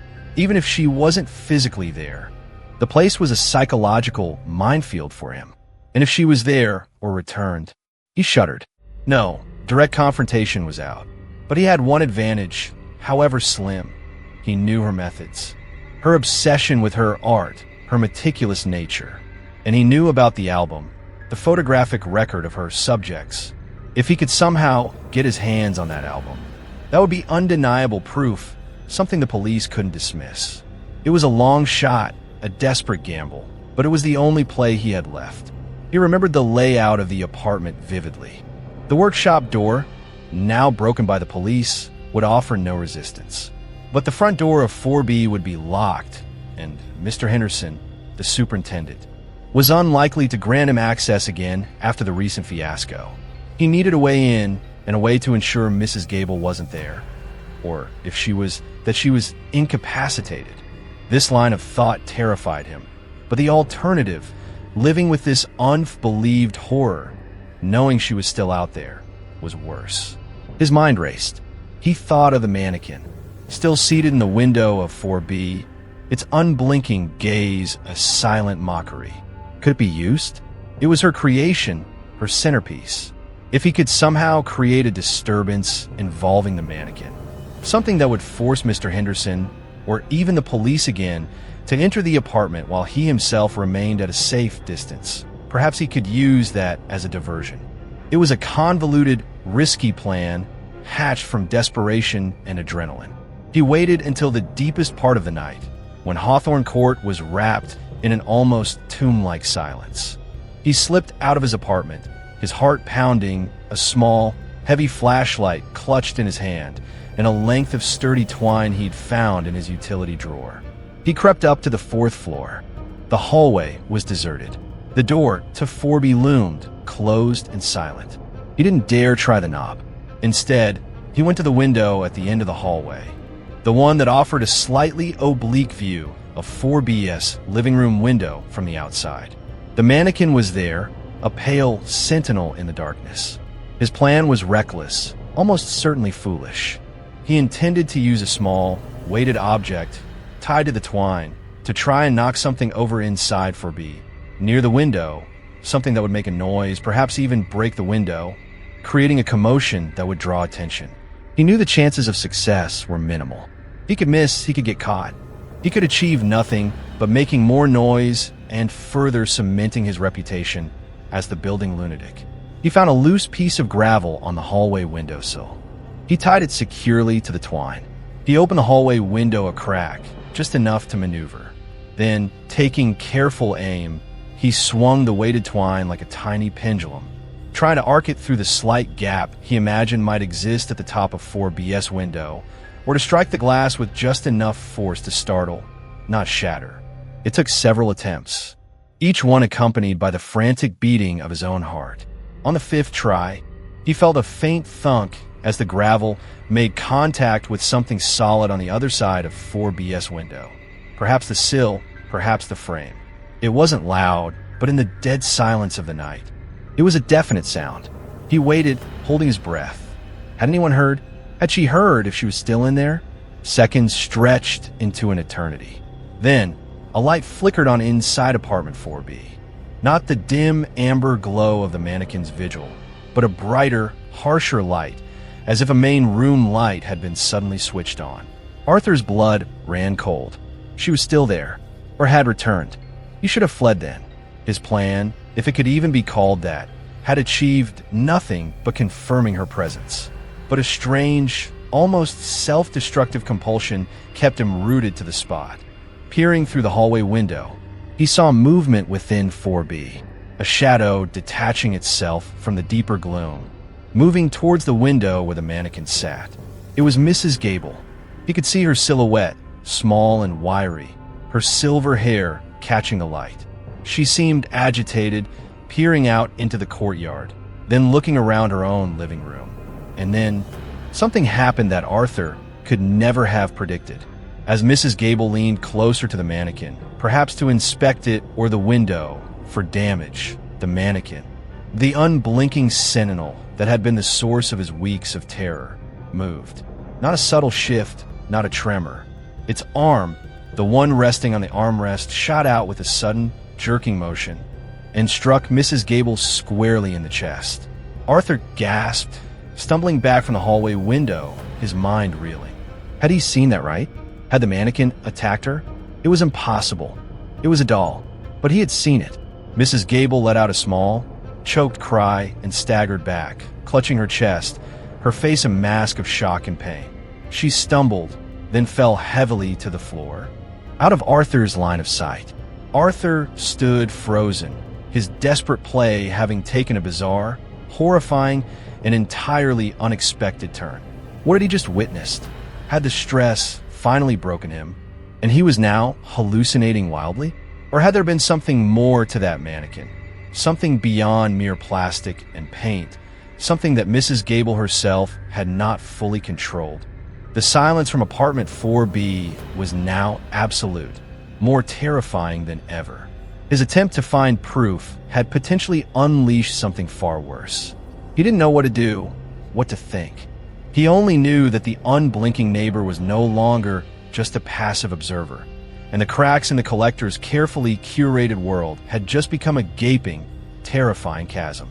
The sight of the mannequin striking Mrs. Gable, followed by her choked cry and heavy fall, had thrown Arthur's already frayed mind into a state of profound shock and disbelief. He remained frozen by the hallway window, peering into the dimly lit chaos of apartment 4B, his own desperate play having spiraled into something far beyond his comprehension or intent. The unblinking figure in the armchair, the source of his weeks of psychological torment, now seemed to possess a horrifying, impossible agency. Had it always been more than just a cleverly crafted doll? Or had some unseen mechanism, triggered by his own clumsy attempt at a disturbance, or perhaps by Mrs. Gable's proximity, brought it to a semblance of malevolent life? He watched, his breath held captive in his chest, for any further movement from within 4B. Mrs. Gable remained out of sight, presumably still on the floor. The mannequin was once again perfectly still, its arm back in its resting position on the armrest, its glassy eyes fixed on the window with that same unnerving vacant stare. Had he imagined it? The sudden, violent movement? Mrs. Gable's fall? The silence from the apartment was absolute, heavy, and pregnant with unspoken horrors. After what felt like an eternity, but was probably only a minute or two, Arthur's paralysis broke. He couldn't just stand there. His reckless act had precipitated this, whatever this was. He had to know what had happened to Mrs. Gable. Despite his terror of her, despite everything she had done to him, the thought of her lying injured, perhaps dying, as a result of his actions, or as a result of her own monstrous creation turning on her, was a heavy burden. And selfishly, he knew he couldn't afford for there to be a body in that apartment linked, however indirectly, back to him. With a surge of adrenaline born of fear, and a daunting, terrible responsibility. He made a decision that went against every instinct for self-preservation. He had to get back into apartment 4B. He raced back to the apartment door, his earlier caution forgotten. He tried the knob. Locked. Of course. She would have locked it behind her. He remembered the police kicking in the workshop door earlier. That was his only way in now, unless he wanted to raise the entire building by trying to break down the front door. He hurried back to the main stairwell, down to the 3rd floor, then up the service stairs at the back of the building, which he knew offered a more discreet approach to the rear of the apartments. He prayed the workshop door, though kicked in, hadn't been secured again by Mrs. Gable in the interim. He reached the back corridor of the 4th floor, his heart pounding. The kicked-in door to the workshop of 4B hung crookedly on its hinges. A dark, gaping maw. He slipped through the broken doorway, back into the sterile emptiness of what had been Mrs. Gable's inner sanctum. The faint, sweet chemical scent still lingered, a ghostly reminder of her presence. He moved cautiously through the workshop, every nerve screaming, and into the short hallway that led to the living room. He paused at the threshold, peering in. The scene was as he had last glimpsed it from the hallway window. The mannequin sat, still and impassive. And there, on the floor, partly obscured by the armchair, lay Mrs. Gable. She was on her side, her small frame twisted at an unnatural angle.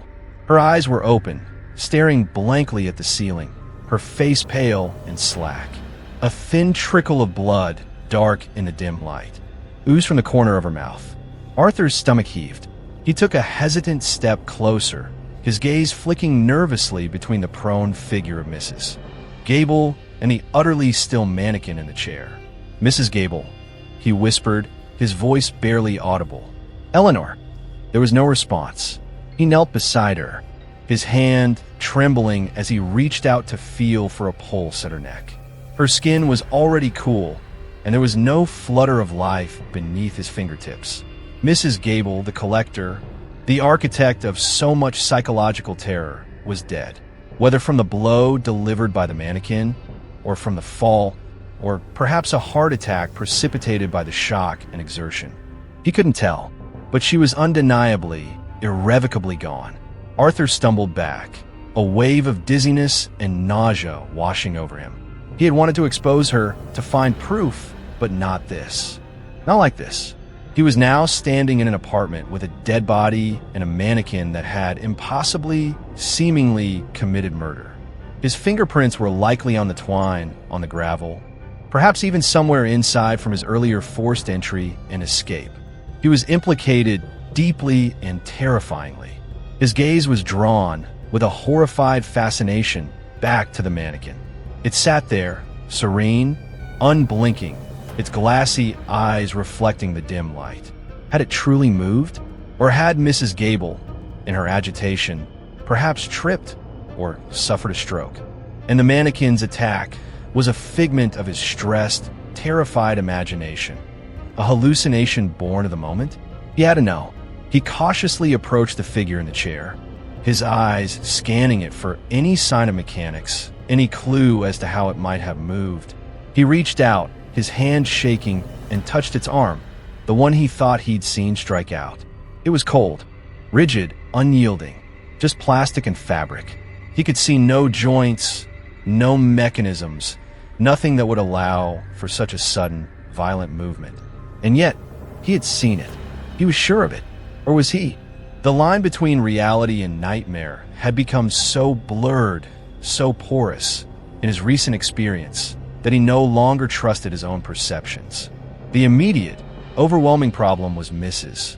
Gable's body. He couldn't leave her here. He couldn't call the police again, not now. They already thought he was unhinged. Finding him with her body, tried to explain the impossible story of an attacking mannequin. It would be a one-way ticket to a padded cell, or worse, a murder charge. Panic, cold and absolute, began to set in. He had to get out of there. He had to make it look like he had never returned. But what about the album? His original, desperate goal. He scanned the living room. It was sparsely furnished. Where would she keep something so important, so incriminating? His eyes fell on a small, antique writing desk tucked into a shadowy corner.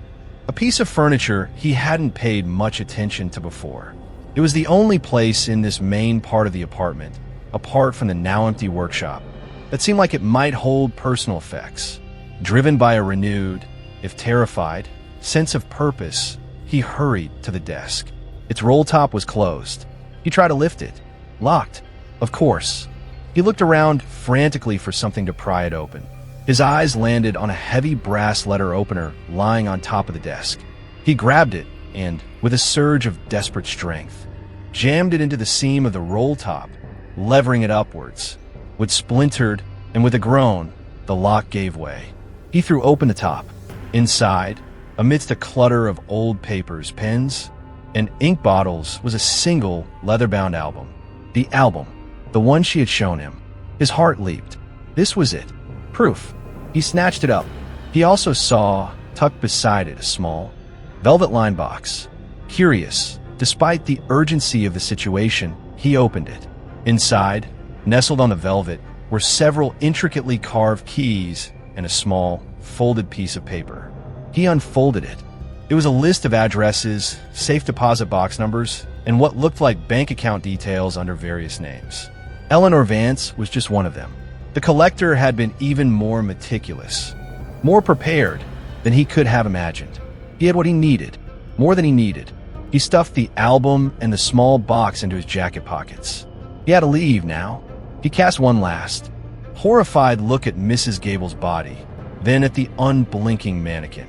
He backed out of the living room, through the workshop, and out the broken door, leaving the silent, terrible tableau behind him. He didn't know what the future held, but he knew one thing.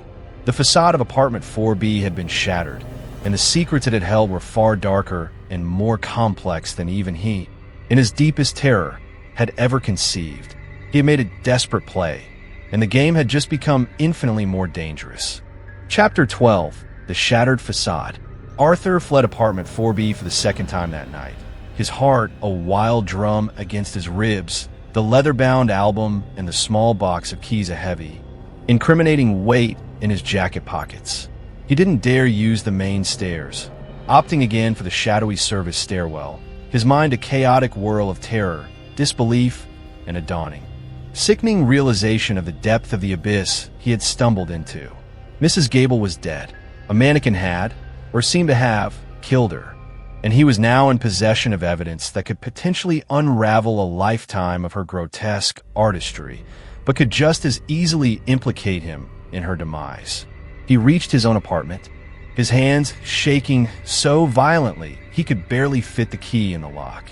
Once inside, he slammed the door, bolted it, and wedged the chair back under the knob. His previous barricade, now feeling pathetically inadequate against the horrors he had witnessed. He collapsed onto his sofa, gasping for breath. The album and the box falling from his pockets onto the cushions beside him. He stared at them, these tangible remnants of the collector's secret life, his mind struggling to process the impossible events of the past hour. The mannequin, that was the central, terrifying, unbelievable fact. Had it truly moved? Had it struck Mrs. Gable? Or had he, in his heightened state of fear and adrenaline, misinterpreted a fall, a seizure, a tragic accident, and his mind had conjured the impossible to make sense of it? He replayed the scene in his mind, over and over. The sudden, jerking movement of the arm, Mrs. Gable's choked cry, her fall. It felt real, viscerally real, but it defied all logic, all understanding of the physical world. Mannequins didn't move. They didn't attack. Unless it wasn't just a mannequin. Unless Mrs. Gable, in her obsessive pursuit of lifelike verisimilitude, had incorporated some hidden mechanism, some sophisticated animatronic feature that had malfunctioned, or that she had somehow triggered, or a far more disturbing thought, unless there was something genuinely supernatural at play, something beyond her own understanding or control. He opened the album, his fingers trembling, the faded photographs, the spidery, clinical notes detailing the psychological torment of past subjects. It was all there, a chilling testament to her decades of cruelty. This at least was proof. This could be shown to the police. Though how he would explain his possession of it without implicating himself in her death, was a problem he couldn't yet solve. He then opened the small velvet box. The intricately carved keys. The list of aliases, addresses, bank accounts. It painted a picture of a woman who was not just a reclusive artist, but a meticulous, well-funded predator operating in the shadows for years, perhaps decades, leaving a trail of broken minds in her wake. His immediate problem was what to do next. He couldn't call the police and tell them what he'd seen, what he suspected. Not after their earlier dismissal of his story. Not with Mrs. Gable dead and him the last one to have been in her apartment. His fingerprints now undoubtedly present. He was trapped.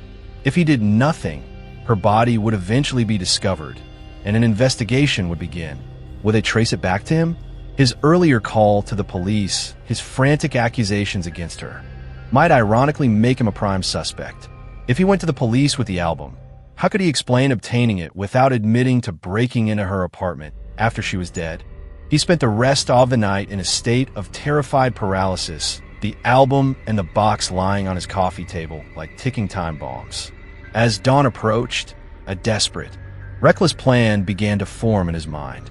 He couldn't go to the police, but he couldn't let her secrets die with her other victims unacknowledged, her network of hidden resources untouched. He had to expose her, but anonymously. He carefully wiped down the album and the box for fingerprints, though he knew it was probably a futile gesture. He placed them in a plain padded envelope. He then typed a short, anonymous letter on his computer, deliberately using vague, untraceable language, hinting at a vast, dark conspiracy and the existence of a collector of souls, urging the authorities to investigate the contents of the enclosed package and the life of one Eleanor Vance, the name he'd seen on the list, which he now suspected was her primary alias. He didn't mention mannequins or impossible movements. He focused on the concrete evidence of the album, the suggestion of financial crimes, of a long-term predator. He printed the letter, then deleted the file from his computer, triple wiping the drive space. Under the cover of the early morning gloom, before the city fully awoke, Arthur slipped out of his apartment.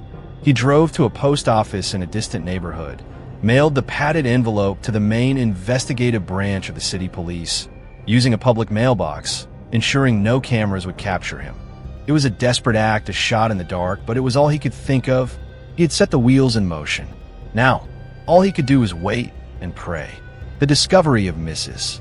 Gable's or Eleanor Vance's body a few days later by Mr. Henderson during a routine check, prompted perhaps by an unusual smell or simply the prolonged silence from 4B, caused a brief stir in Hawthorne Court. The police investigation was initially low-key. An elderly woman found deceased in her apartment. The cause of death was officially listed as undetermined pending autopsy, though rumors of a fall or a sudden stroke circulated. Arthur, when briefly questioned again due to his previous report, feigned ignorance and shock, a performance that left him feeling hollow and deceitful. Then, the anonymous package arrived at police headquarters. The album, with its chilling photographic evidence and meticulous notes, combined with a list of aliases and financial information, transformed the case.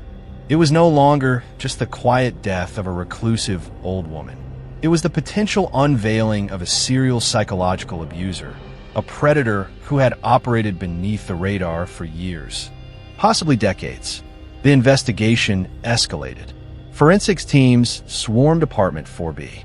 The mannequin, once dismissed as a creepy curiosity, was now scrutinized as a potential prop in a far larger, more sinister game.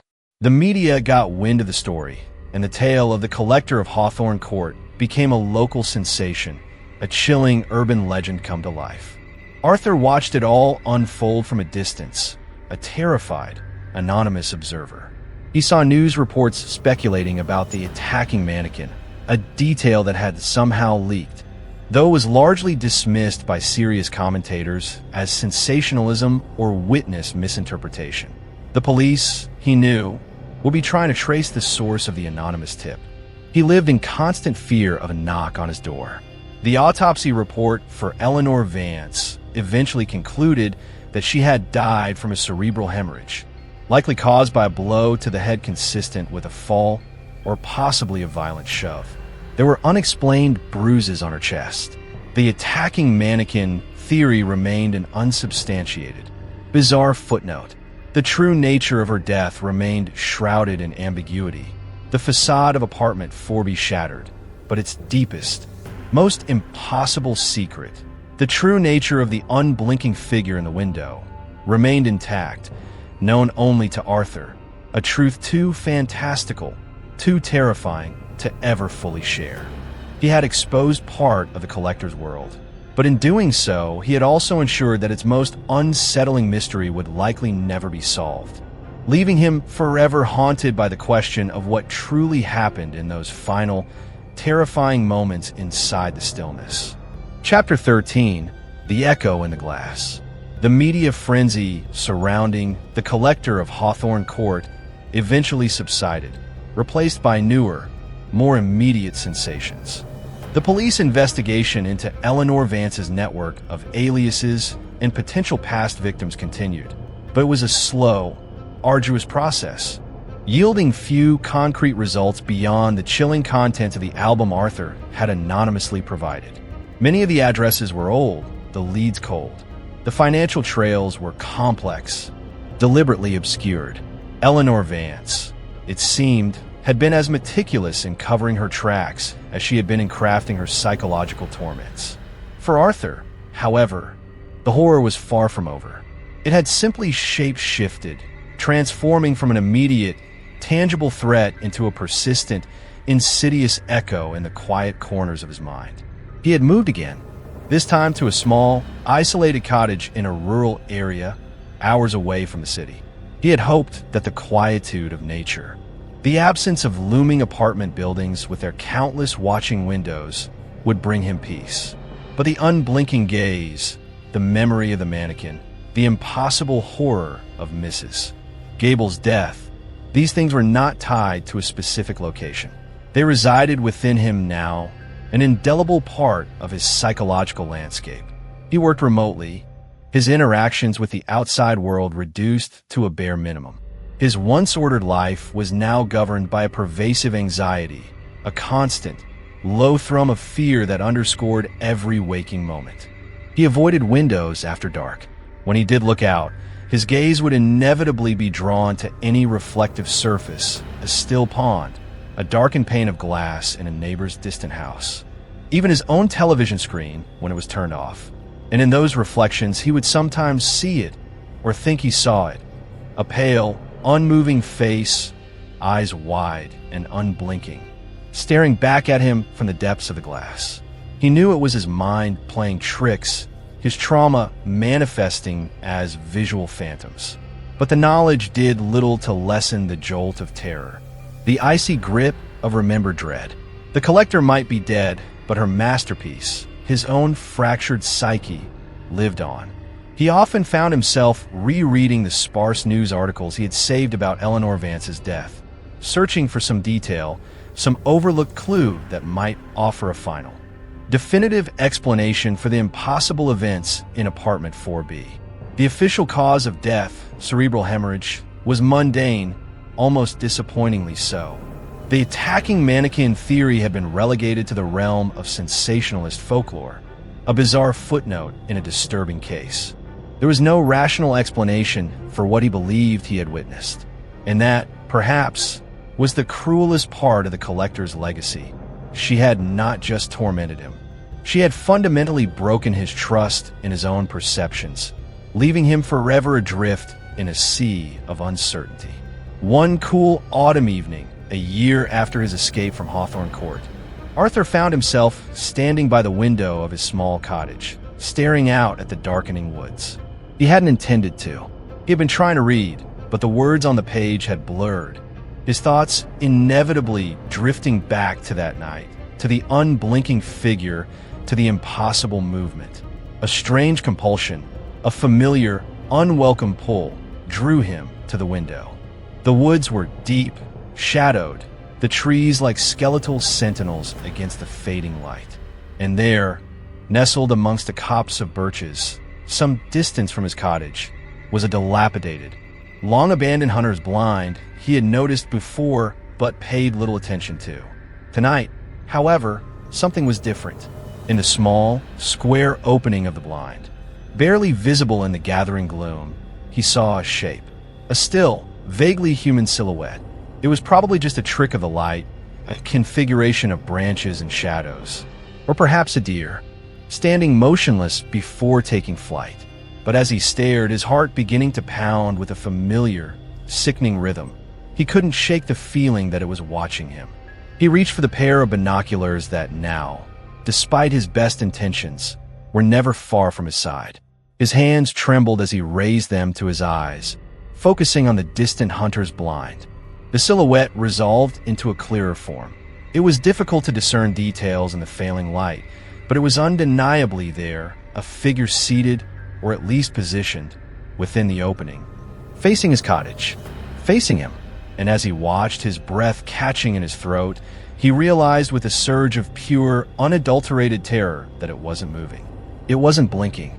Was it another of her creations? Had Eleanor Vance, in her meticulous planning, left behind other installations, other silent sentinels in unexpected places, like dormant seeds waiting for the right conditions to sprout and bloom into fresh horror? Or was this something else entirely? A new artist, perhaps, inspired by the lurid tales of the collector?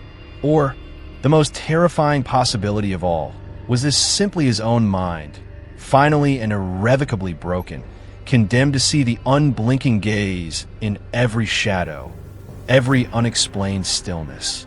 For the rest of his days? He didn't know, and he knew, with a chilling certainty, that he would probably never know. The horror was not over. It had merely shifted its gaze, found a new window, a new reflection. The echo in the glass was now an echo in the woods, a permanent resident in the landscape of his fear. Arthur's story, like so many tales of true horror, offers no neat conclusions, no easy answers, only lingering questions, and the unsettling realization that some gazes, once met, can never truly be broken. The collector may be gone, but her art, it seems, endures. If you've enjoyed this journey into the shadows, be sure to like this video, leave a comment with your thoughts on Arthur's fate, and subscribe to the Eli Nightfall channel for more tales of terror. Your support helps keep the darkness alive. Until next time, try not to look too closely at the still figures in the windows. You never know who or what might be looking back.